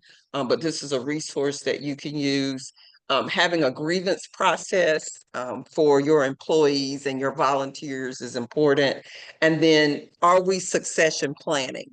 Like, are we thinking about when people transition out of a volunteer role, out of a paid role, are we thinking about how do we make sure that we have the personnel or the human capacity to do the work that we are expected to do? So if we could pull up the employee handbook link just for the group here. Thank you. Okay. So I'm going to have the team just kind of scroll through. This link is there for you as well. This is a good foundational resource to have in place. And I know it's a lift to actually complete and develop an employee handbook. But you could include reference to the employees and the volunteers in your handbook if you desire. So there's a section on just general policies. And so there's a good reference there. Then there is a section on employment status in terms of, are you full-time? Are you exempt? Are you, you might even have something in here related to independent contractors. What is your recruiting and hiring process or approach? What does that look like? And so there's some salient pieces there. Compensation and salary administration is another section. General workplace policies. When you think about attendance and safety protocols and other areas that you might want to think about as it relates to your employees. And then there's employee benefit programs. What does that look like? Any leave, like holidays, vacation policies, having jury duty, all of those kinds of things are things you need to think of. If an employee has property or technology or any kind of resources that belong to the organization, what are those? Social media policy, that's a big one these days. What is your policy related to social media and your employees? And then employee performance and workplace conduct. There's a section for that. So that's important to think about as it relates to the handbook. We've got separation from the organization. So when you decide you're going to move on, or we decide that, or you retire, or any of those kind of ways that you might leave the organization, that's important. And then the acknowledgement that the employee actually received the handbook. There's a space for that too. So this link is there for you to reference.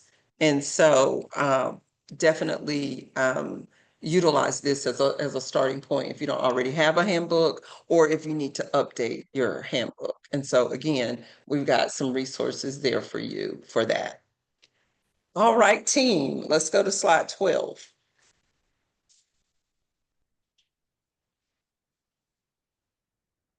And I do want to pause. Back up to retention for just 1 sec. Then we'll go back. Any questions here? So here's And keep in mind that the reference sheet that we have aligns with what it is that we have shown you in the slide deck today. But as you think about recruitment and retention, any initial thoughts here? They're looking for the link. Carlita, did you not get the link to the handout reference sheet? I have so many different links and I'm trying to figure out which one you're referring to. So if you're looking at that handout that we provided for you, it's under retention. It's back in the Okay, chat. I'm looking at the handout right now. And then employee handbook is there. Is it the handout that says handouts? Oh, okay. I was looking at the wrong page. Got it. Thank you. Mhm. Yep. Just want to make sure everybody knows what you have at your disposal. Did someone come off mute? I thought I heard someone trying to chime in or say something, maybe not. Okay. Questions about retention. Having an employee handbook and a volunteer handbook is going to be very, very helpful. Because then that's what you kind of go back to that as your reference when you're trying to engage with employees in terms of how they are to represent your nonprofit organization. And the same with volunteers. Some of that information might be duplicated. Some of it may very well be duplicated. So there's that. Reward. Yay, where's the confetti? Where's the balloons and all the celebratory things that we can do as it relates. Thank you. I was wondering if somebody was going to catch on to what I was saying. Where is the rewarding the individuals that represent our nonprofit organizations? Definitely, we should be celebrating the people that come alongside of us and help us to kind of work through all the different aspects of our nonprofit. Okay, we can go to slide 12 now. Reward. So what we have listed here is, and you can also turn to your handout that we've provided with resources as well.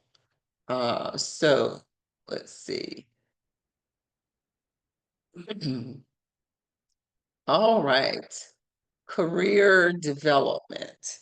As far as, just thinking about how we might support the individuals that work with us to give them opportunities to grow in the organization, giving them assignments that helps to enhance their ability to continue to pursue a particular path, in particular as it relates to nonprofit organizations. And so if you think back to the 12 principles and you think back to the different management functions that we've covered here today, all of those could be specialized positions and roles if you think about it. We know that we kind of couple and bring together those functions to be a part of, like for the example, the executive director job description. Pretty much all those things are relevant.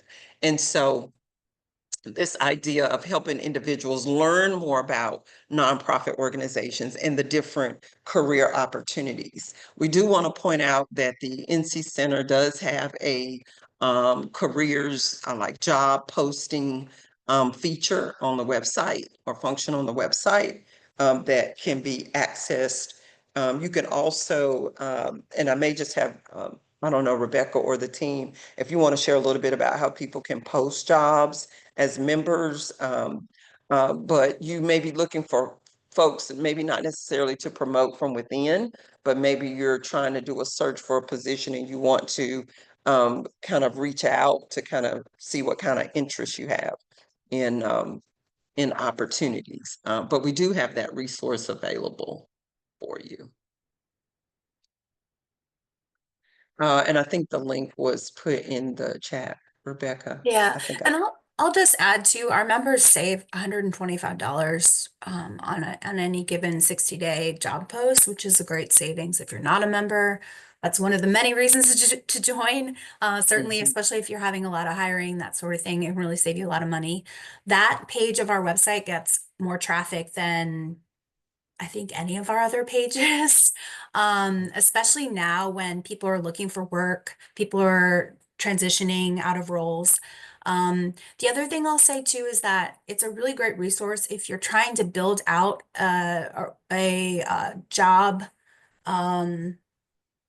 What's the word I'm thinking of? A post. Yes, Job no, like a description, a Yeah. role description.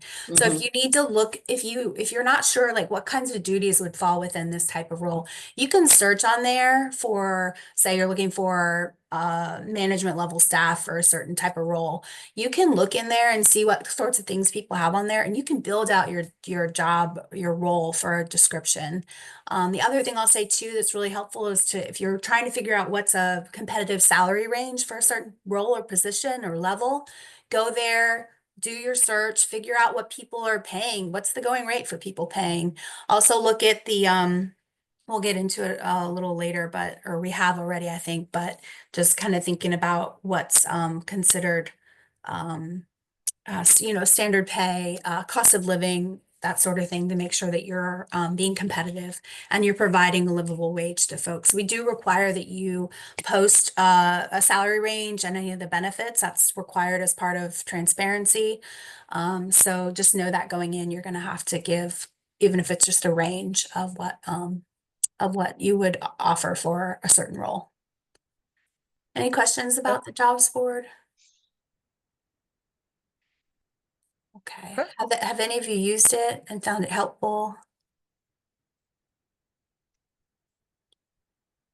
We constantly hear from folks that they got really good candidates through the jobs board. So we're happy that that is such a good resource.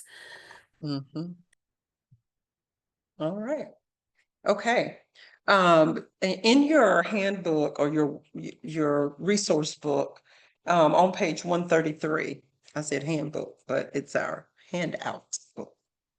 On page 133, just a few attributes that we want you to consider when you think about a nonprofit leader and manager.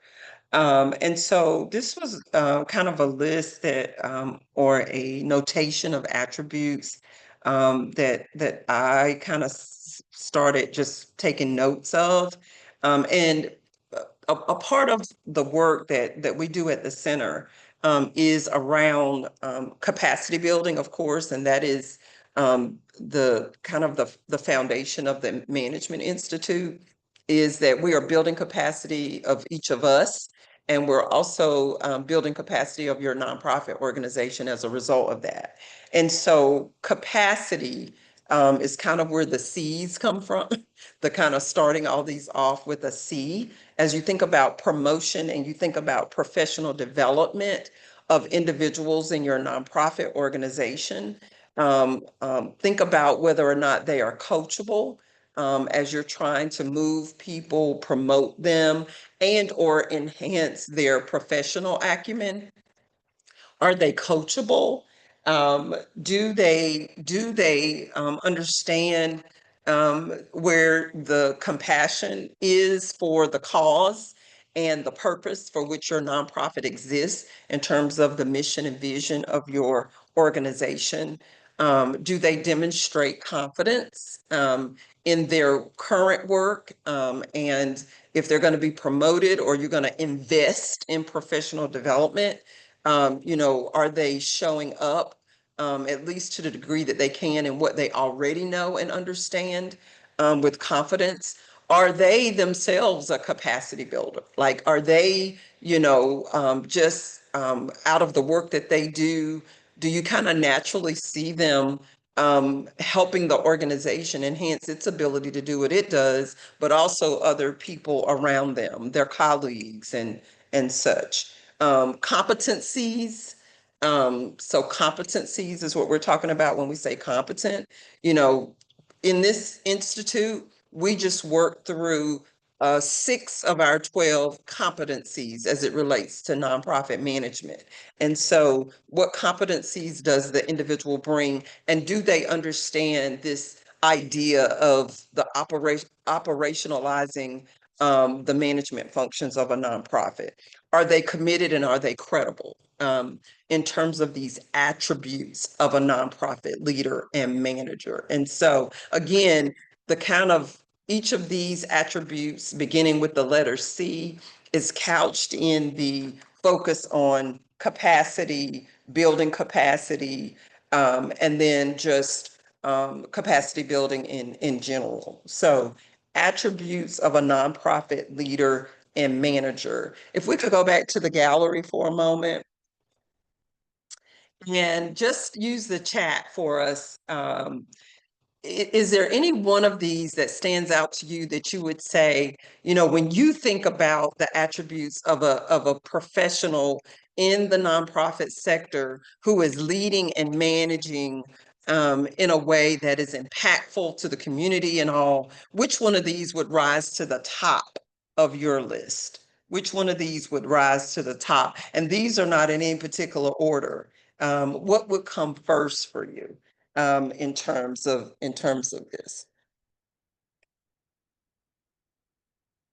Which one would be your number one attribute that you would say, hey, I think this? I'm trying to kind of gauge what you all have put in here, A trying lot to of tally it. confident.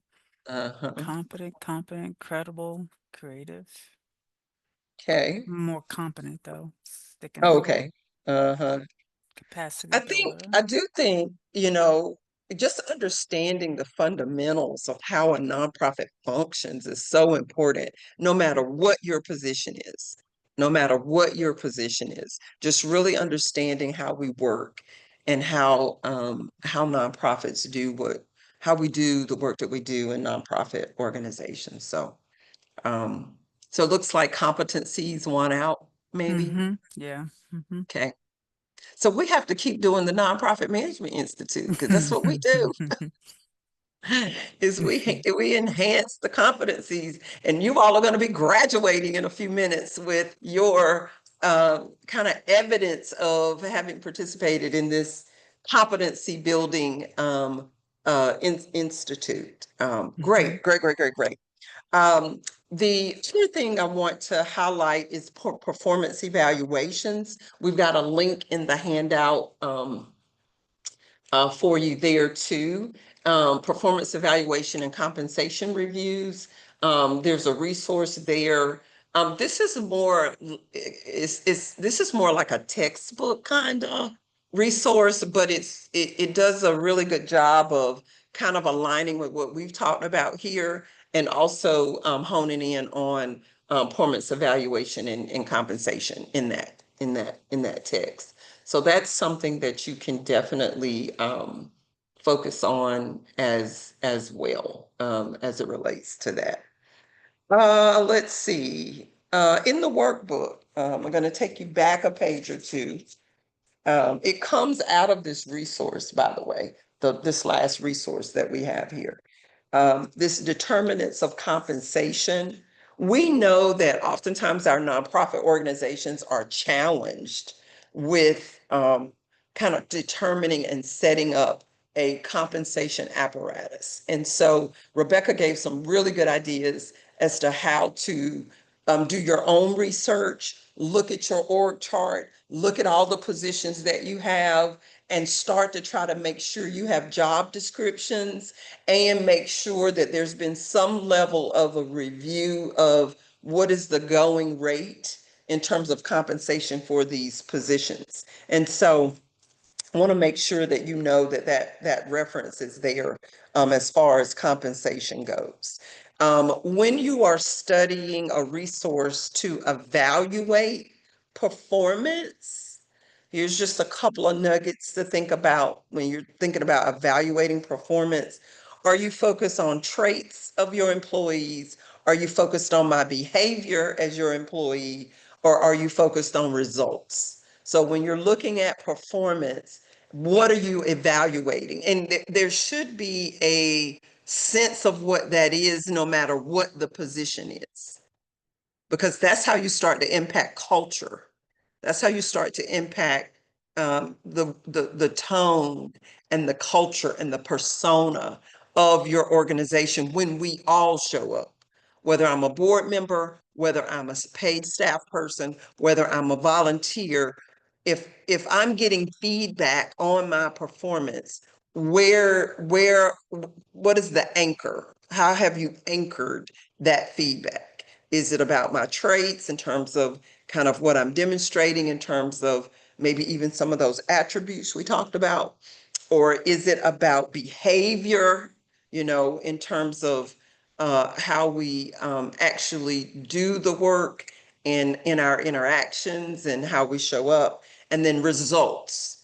I would argue that it's eclectic, that it's a combination of those things.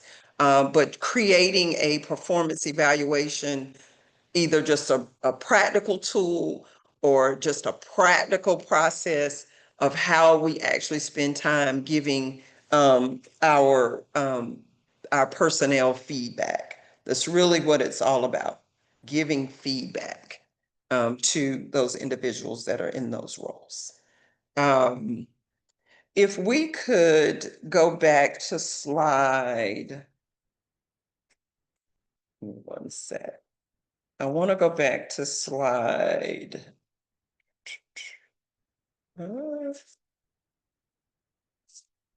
4. I want to go back to slide 4. This was our agenda for the day.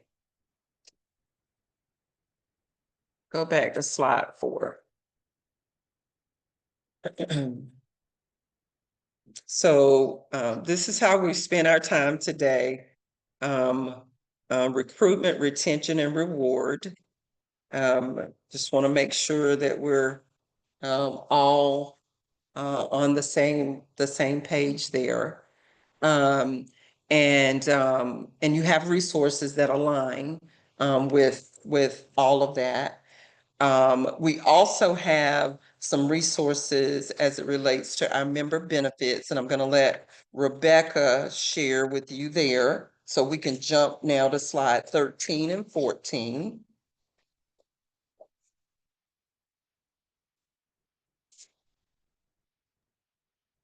Thanks, Dr. Palmer. Yep, you'll see human resources. We've got quite a few of them as member benefits. Certainly, you can get a consultation with a pro bono HR volunteer. We've got the jobs board, which we mentioned before. You can see the cost difference there for members versus non-members. A lot of publications and items on Information Central that as members, you can click on those and go to these resources, including templates and webinars and those types of things. And then on the next page, you'll see a bunch of money saving partners, the next slide. You'll see quite a few money saving partners that we have listed there. Leslie, if you'll move to the next slide, sorry, slide 14. There you go, thanks. We've got Mutual of America, First Nonprofit, Marsh & McLennan. We've been partners with them for a very long time. They're excellent, our money-saving partners. And then the Nonprofit Risk Management Center, which is also a great one. And you all know about SHRM, right? Does everybody know about SHRM, SHRM? I think that's the acronym. Yeah, hopefully that's been mentioned here as well. Yeah, I can see some folks are reacting to you, Rebecca, that they are. That's a really good resource. And I think you can purchase at different levels, like different packages or whatever. Yeah. Yep. Yeah. They're not a money saving partner, but it's always a reference or a resource that I send to people if they're looking for HR resources and support and all those things. So they're a really good resource.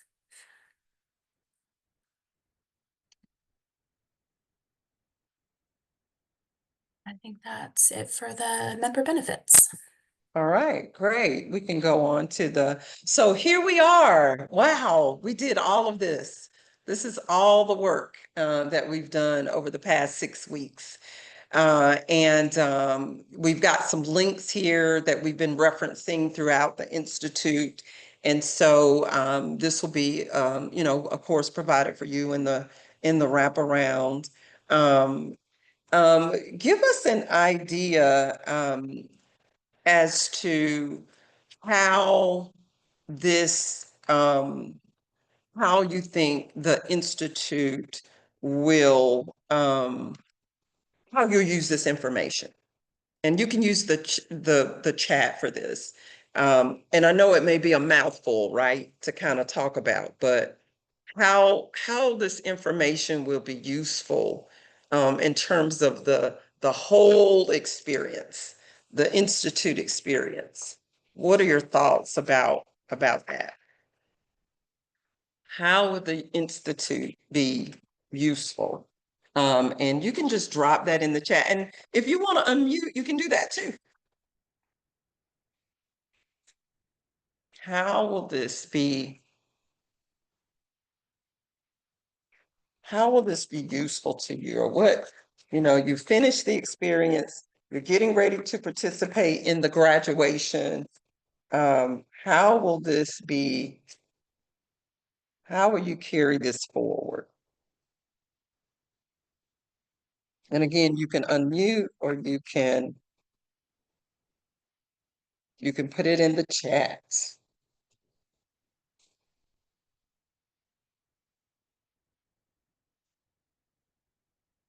How will this be useful?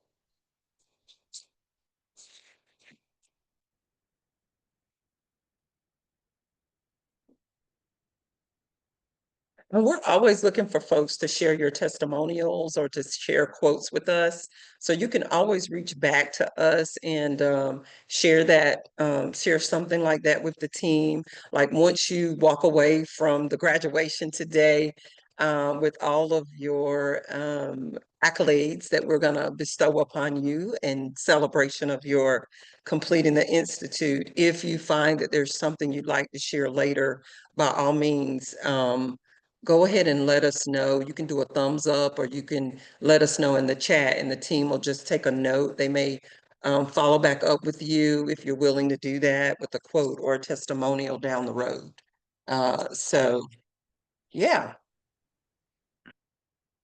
just kind of pop that in the chat if you're open to that. Okay. All right, so we've got some takers. Remind me, is it Mary on the iPhone? Is that? Because I think she signed off and signed back on because we can't tell. I saw the thumbs up, but we can't tell who you are, whoever's on the iPhone. So Yeah, you that's might wanna- Mary. She may be struggling to Okay. just focus on driving, Mary. It's me. I'm driving, but yes, Yes. I'm here. Yeah, yes. Please, you know, keep your eyes on the road. Absolutely. Yes. All right, team, we can go to the next slide. And so we're about to take a break so that we can transition into our graduation ceremony. And so, but just as a recap, so here's where we started 6 weeks ago. We shared with you our principles and practices guide. We talked about how many principles, real quick in the chat, how many principles are there? How many total principles? Real quick. Great. How many did we cover in the Institute? Real quick. How many? Yes, 6. How many management conditions are there? How many management conditions? Do we remember? Oh, This is it's where we slowed need the down in the Jeopardy chat. music. Lisa, Yep, it's I said slowed it's a down in the chat. How many do, management conditions are there? I don't see anything. How many? Nope. Ooh. Oh, okay. All right, here we go. 3, build, thrive, and sustain. Sustain. Those were the management conditions. Absolutely. How many capacity assessments do we have? How many capacity assessments? Or did we do? Yeah. This could be 2 different answers, but we'll see what we get. How many capacity assessments? Yeah, Do-do, yeah, yeah. do-do, I don't see do-do. anything, This, Lisa. me neither. I don't Give see him another anything. second. Give him another second. Okay, all right, okay. Ah, Ah, there we go. there we go. I All was gonna right. say, isn't it just one overall? That's a trick question. I think it's a trick question because we have two versions. So Yes, you we leaving my car, do. you taking it? And we We have had an the advance. basic Huh? and then we had the advanced. That's right, Rebecca. So one or two. I mean, you could say. Yeah. How Yeah. many practices total Uh-oh. across all 12 principles? How Uh-oh. many total Uh-oh. across all 12 principles? How many practices? Yep. Double jeopardy. Double Oh, jeopardy. we just slowed up again. We slowed up. Do, do, do, do, Mm, do, do. How many? I don't see anything. Oh, give Like him another nothing. second. Give him another second. You're pressure, How Dr. many? Palmer, pressure. Hold on. How many practices? How many? Come on, somebody give a guess. Somebody Brave. guess. Practices. And Ah, all of oh, those okay. Here we are, go. Here we go. wait a minute, And a whole how many? bunch out there. I like me. Yeah, I was gonna say, 216. there we go. 216 practices So a across whole bunch the was close. Yep. And for the 6 that we covered, the principles, there are 125. So that was your end of institute pass or fail test. No, I'm just kidding. But it was great working with you all. We are going to transition into a break. So if we could go back to gallery team. We are at 11:56, so we're going to need to come back at 12 o'clock. So you have a real quick break. And then we're going to come back and have our graduation. Yep. So how long is our break, Dr. Palmer?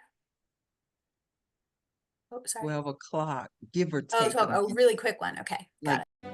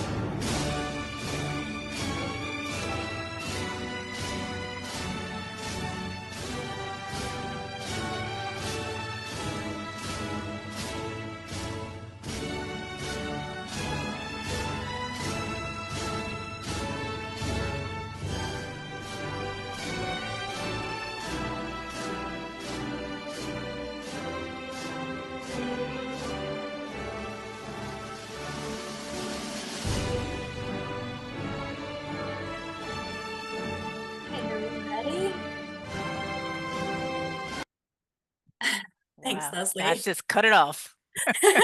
It does sound so abrupt. I know, right? Yeah. Congrats on those who found the graduation cap. They rose to your challenge, I see. I didn't. It's okay. Well, welcome everyone. Thank you for coming back, and we're excited to get rolling. Just have a few comments just to sum up our time together. So one of the things a couple of things I like to say. So as we came to the close of these 6 weeks together, I just want to take a quick moment to reflect on what this experience truly represents.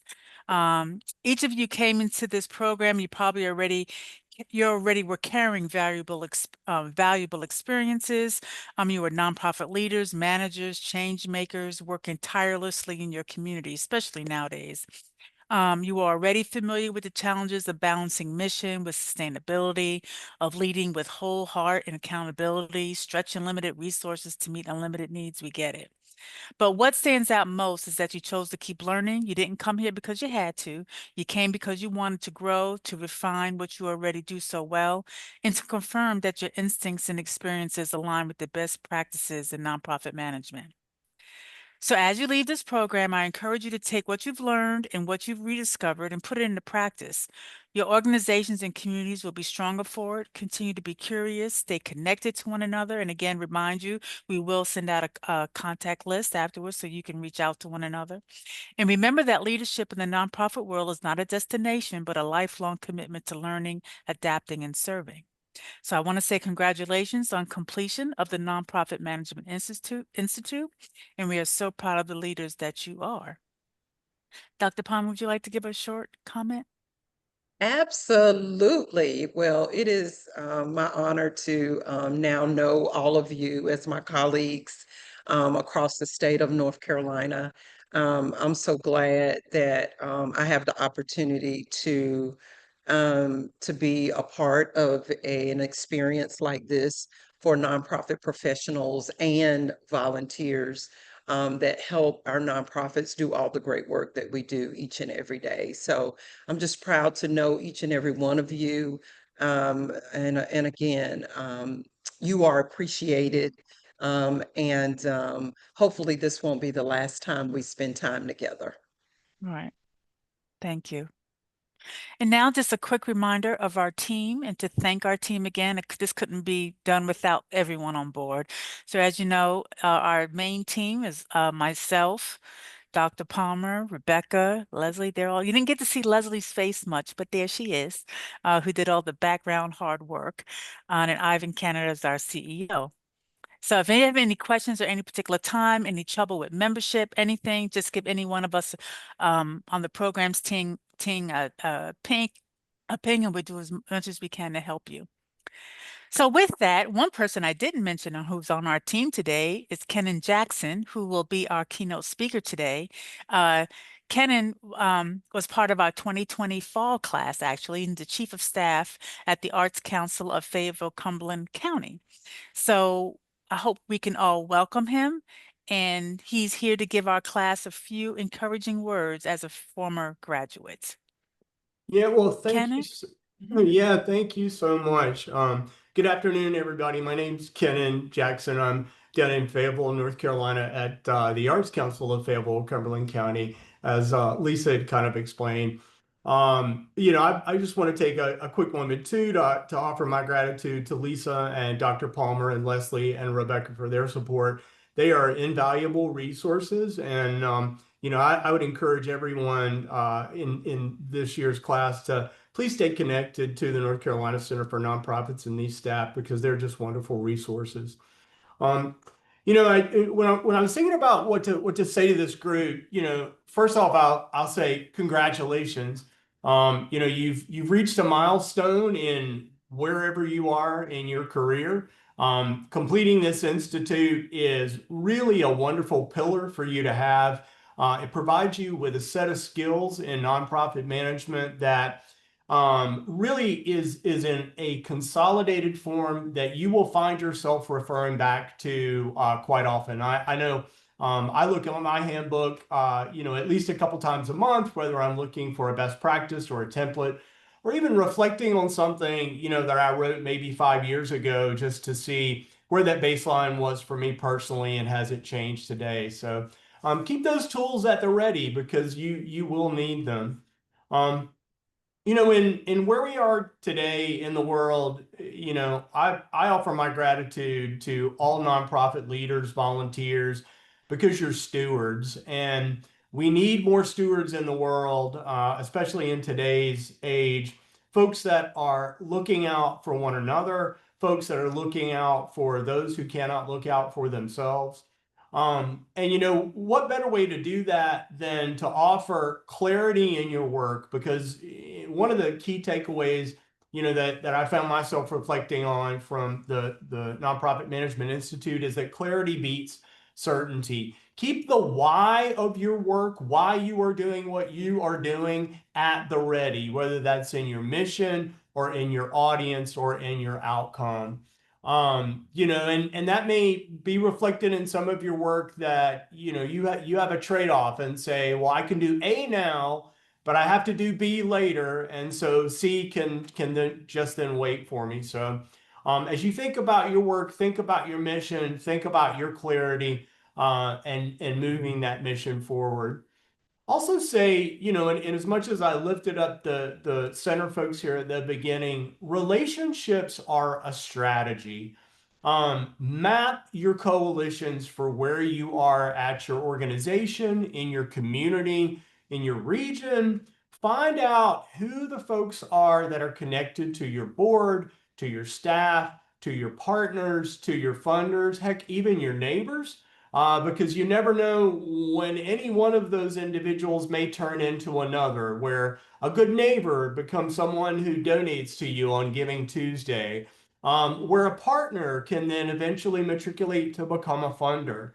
And so mapping these relationships and keeping them at the ready are really super, super important. And where you can, whether it's offering a simple thank you to them in person, writing a short note to someone and dropping it in the mail, offer some kind of and practice reciprocity. People appreciate that in those relationships, and they can sometimes be the linchpin for you at your organization. Getting a note in the mail from someone that's handwritten something to me personally is genuinely like a thrill for me as a 50-year-old person that still uses the postal mail system to do things. Hard to believe. You know, but those are small but yet effective tools in conditioning that relationship with another individual or partner as a strategy. Another thing, you know, lastly, one of the key takeaways from the Institute that I know at my organization we're really trying to do a better job with, because it is so important, is measuring what matters, but then not just measuring it, but telling the story behind it. Because that really is, you know, with a story and with that connectivity, how you can engage other individuals to become partners, funders, board members, potentially staff members. You know, find that one piece of data or that one metric that you're doing really well at your organization or with your agency, and put a story with it. Put that story with it, and then get that story out into the ether. There are almost an innumerable number of you know, strategies now where we can get stories and blog posts, whether it's short snippets on social media or things in an e-newsletter, or even things that are produced in, you know, long form publication or articles. Lots of opportunities for that. But just make sure that you're using the opportunity to close the loop and tell your story. So, you know, as you've reached kind of the end of the Nonprofit Management Institute here, think about some things that you can do as a nonprofit manager, leader, volunteer, and steward. Pick one urgent need at your organization that you want to own and help move forward in the next 90 days. Make that your task for yourself as you leave the Institute today. Think about a collaboration that you may have or you may want to have, and try to articulate that collaboration actively in the next 90 days.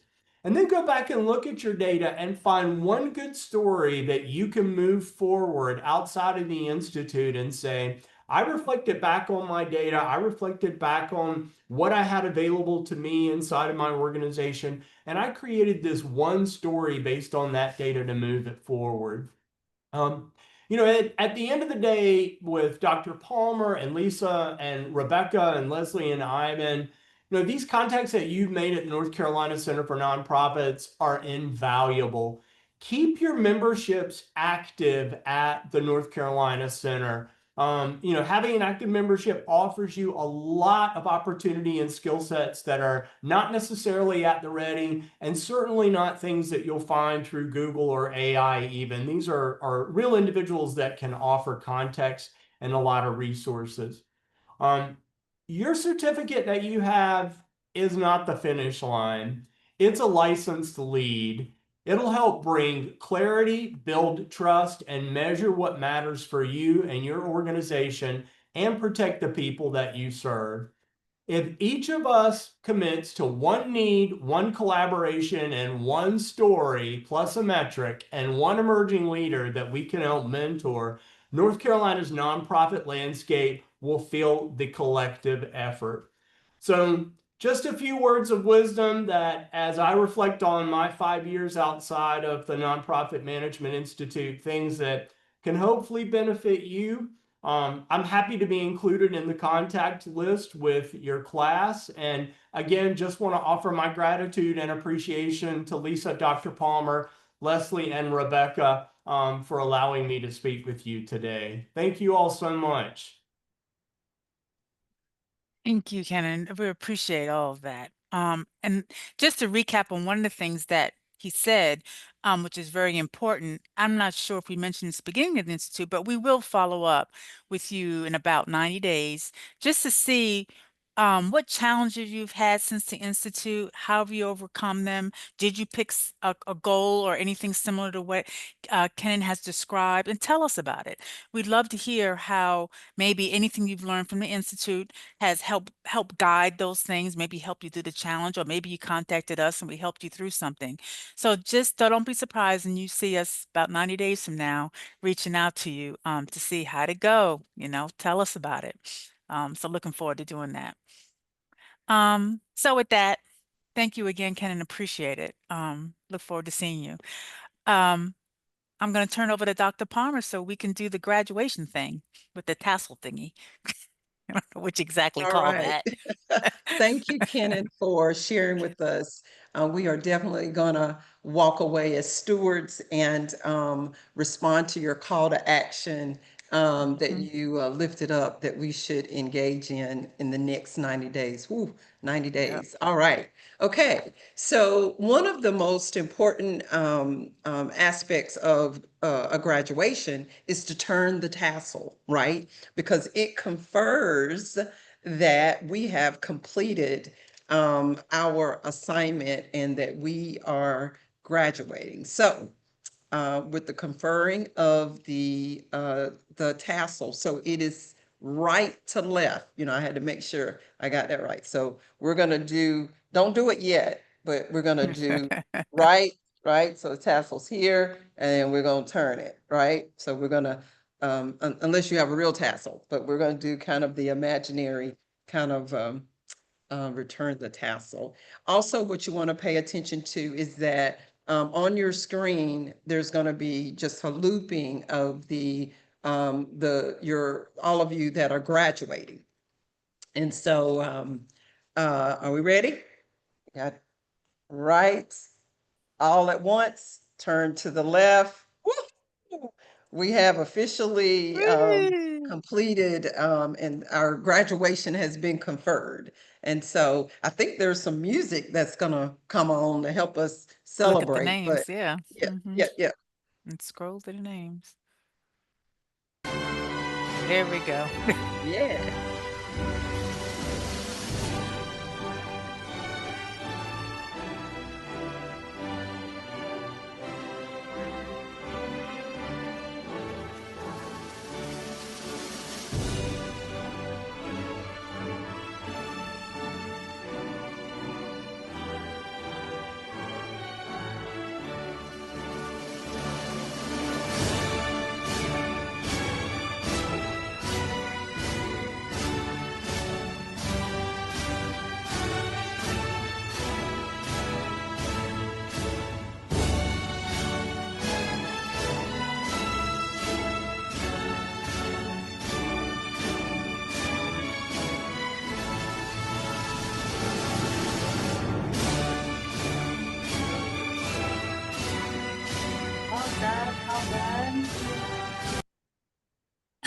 thought we were going to just I know, cuts right? off, but there's no way around that.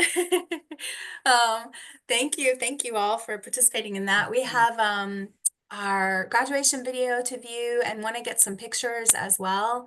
I want to do pictures first because I want to make sure we get those done and completed. And thanks for bearing with us while we do this. I'm gonna fumble around a little bit. Let's go ahead and, yep, there we go. Thank you. Okay, I'm on screen 1 right now, and I'm gonna use my snipping tool to go ahead and get a screenshot when I say, oh, hold on. Let me try that again. Please don't All headsets right. off.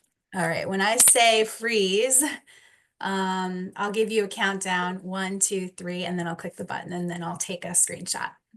Okay, if you're on screen 1, 1, 2, 3. Beautiful. Let me grab that real quick and save it. Oh, lovely. Wow, I think that's probably one of our better ones. Good job, everybody. All right, and I'm gonna save this real quick. Okay, save. All right, and then let's do our screen 2. There we go. I'm gonna go over here to screen 2. There we are. All right, when I give you the countdown, 1, 2, 3, you're gonna smile. All right, 1, if you're on screen 2, 1, 2, 3. Very nice. Let me grab that real quick.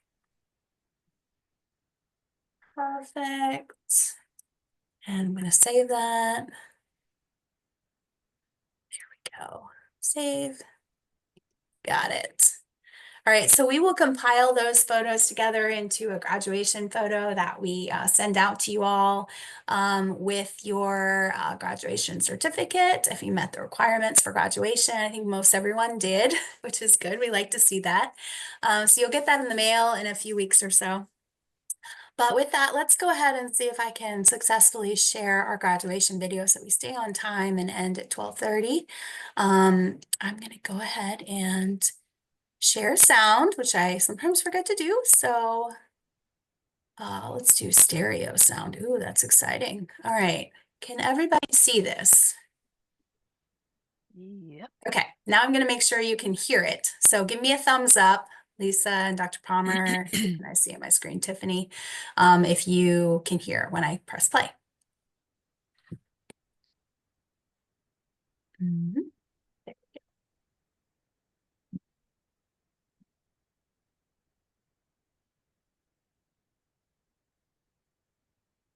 Oh boy, hold on. Let's see here. Need to refresh real quick. It might have timed out on me. Oh, this is always so embarrassing when this happens. Here we go. We are so glad, as you heard Yep, me can say hear it. so many times over the course of the past weeks, we're so glad that you selected our institute as an opportunity to grow professionally. We are hopeful that the skills that you learn by way of the activities that we facilitated, that you are able to go back to your nonprofit organization and your community and make a difference by having enhanced your skill capacity and knowledge capacity about the fundamentals of nonprofit management. Well, it's graduation time, and we are so happy to celebrate with you your graduation from the Nonprofit Management Institute. Take care. So what do I value most about the Nonprofit Management Institute? The Institute has given me exactly what I was looking for when I signed up, a high level, and sometimes not so high level, overview of all the key areas that help support a thriving nonprofit. The best part has been the breakout rooms, in that on the surface, the questions and/or topics for discussion sometimes seem quick and easy to answer, but on more than one occasion, our group was pleasantly surprised to find that there were more nuances and considerations that we may not have thought of on our own. Overall, it's been a really positive experience, and I'm grateful for the opportunity. I really enjoyed my time together and getting to know other people that were learning in the Institute. Taking this course has given me the opportunity to really examine how I participate in the overall scheme of the organization and how I can help us move forward strategically into a framework that's actually going to keep us running in a capacity to serve our clients for years to come. One of the things that I valued the most about the Nonprofit Management Institute was the camaraderie. It was really great just to meet other people within the industry that's facing similar challenges, and how we were just able to learn from one another and ultimately learn together. It was a great environment and a great experience, and I just really appreciate the different tips and tools that they were able to provide to us to help to increase our organization's effectiveness and efficiency. What I value most about the Nonprofit Management Institute is that I have real world tools that I can use going forward. The templates that have been received, the strategies that I've learned, I can take and immediately apply to my role. But also most importantly, I have a new community of cohorts that have come through this course with me, and so it's an opportunity to really network and continue to build community, and I am grateful and thankful for that. I'm very thankful for the opportunity to be a part of the Management Institute. I feel like I got information from people that are experts in a lot of the fields that I didn't know everything about. I feel like I can take that information, whether it's part of what I do every day, but it helps me learn how to complement other leaders in the area. I also enjoyed the camaraderie that came along with this opportunity. With the breakout rooms, I really got a chance to speak to people and learn about people, learn what they do, especially people that were like me and doing the same types of things. Just learning about their ideas and how they do things was just incredible, and I'm very thankful for the opportunity.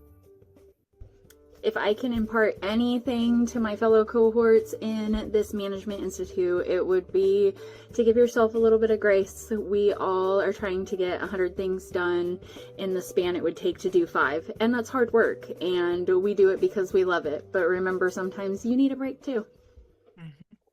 My experience with the Institute has been incredibly valuable. It has given me the tools to implement incremental changes in my organization. The tools are practical, the advice is actionable. I really want to thank Dr. Palmer and the rest of the team for such amazing content and facilitation. I would like to just send a huge thank you to Dr. Palmer and team. Thank you. Thank you for your wisdom. Thank you for your knowledge. I really appreciate it. I cannot wait to be able to take what I've learned and apply it.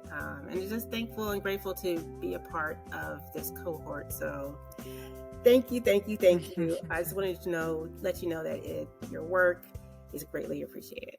This was truly an eye-opening experience with the Institute, as we was able to receive top-notch information on all the topics that was covered.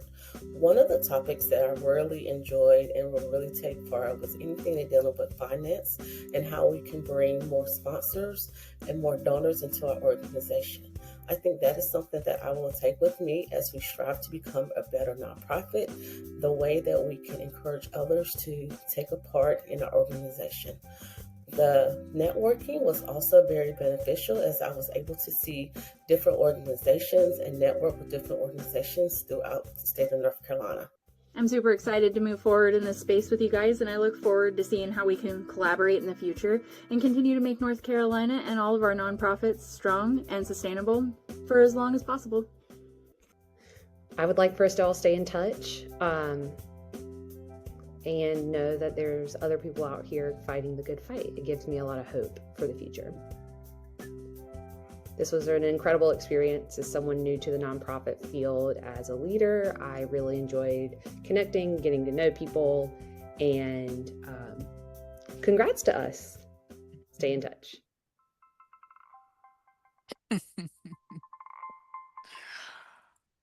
I know, right, Miranda? I agree. Thanks to everyone that participated in that. So it stopped sharing the sound.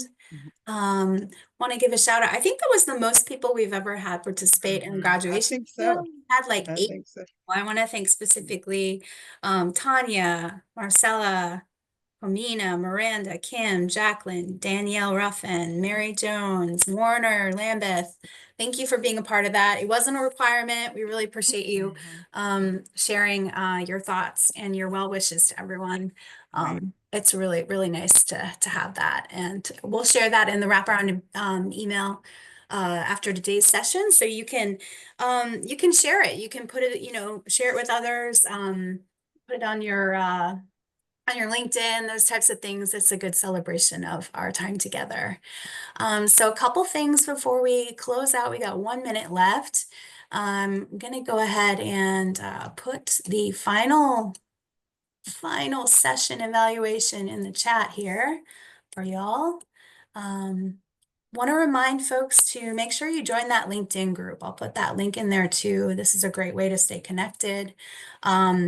If you're considering attending conference, please go ahead and register before the 30th. That's this week when the rates will go up on Halloween. The spooky rates, the regular rates will arrive on Halloween and there's no turning back. So we hope that you all participate in that event as you're able. We've got some great discount codes if you're registering a team, that sort of thing. Let us know if you need anything. And don't forget about the reunion and mention that, Rebecca. Yeah, we're hoping to have folks join. If we have enough people, we're hoping on the second day, later in the day, to have a session, a networking on steroids session with all of our NPMI grads. So hope to see you there if you're able to be part of that. We should have sent you a survey about that. And maybe we should include that survey link in the wraparound email, Leslie, in case folks want to respond to that if they're planning to attend. Yep. And then just want to mention, we will be reaching out 60 to 90 days from now to ask for your feedback about the longer term effects of your participation in this series. Well done hanging in there. This is at times a lot of time to commit, and you all made it through. So congratulations. I want to say a special thanks to Dr. Palmer for leading us for so many cohorts. This is the 11th one that we've done. Your excellent guidance, and same goes for you, Lisa, and also Leslie behind the scenes. We couldn't do it without you. You all are amazing. Kenan, thank you if you're still on. Thank you for giving us a wonderful commencement speech. Really appreciate all of your time. And thanks so much. Congratulations. And thank you, Miranda, for registering. Appreciate it. And remember, when you see us running around the conference, please, if we don't see you, please see us and grab us and say hello. For sure. Congratulations, everybody. Yeah. You get your Tuesdays back. Yep. What are Have a we gonna great do? week. I don't know what we're gonna do. Have a great week. And we'll Take be on care, for a few everybody. minutes after in case Yeah, we'll anyone stay has a on if question. people have questions. Yeah. Thank you.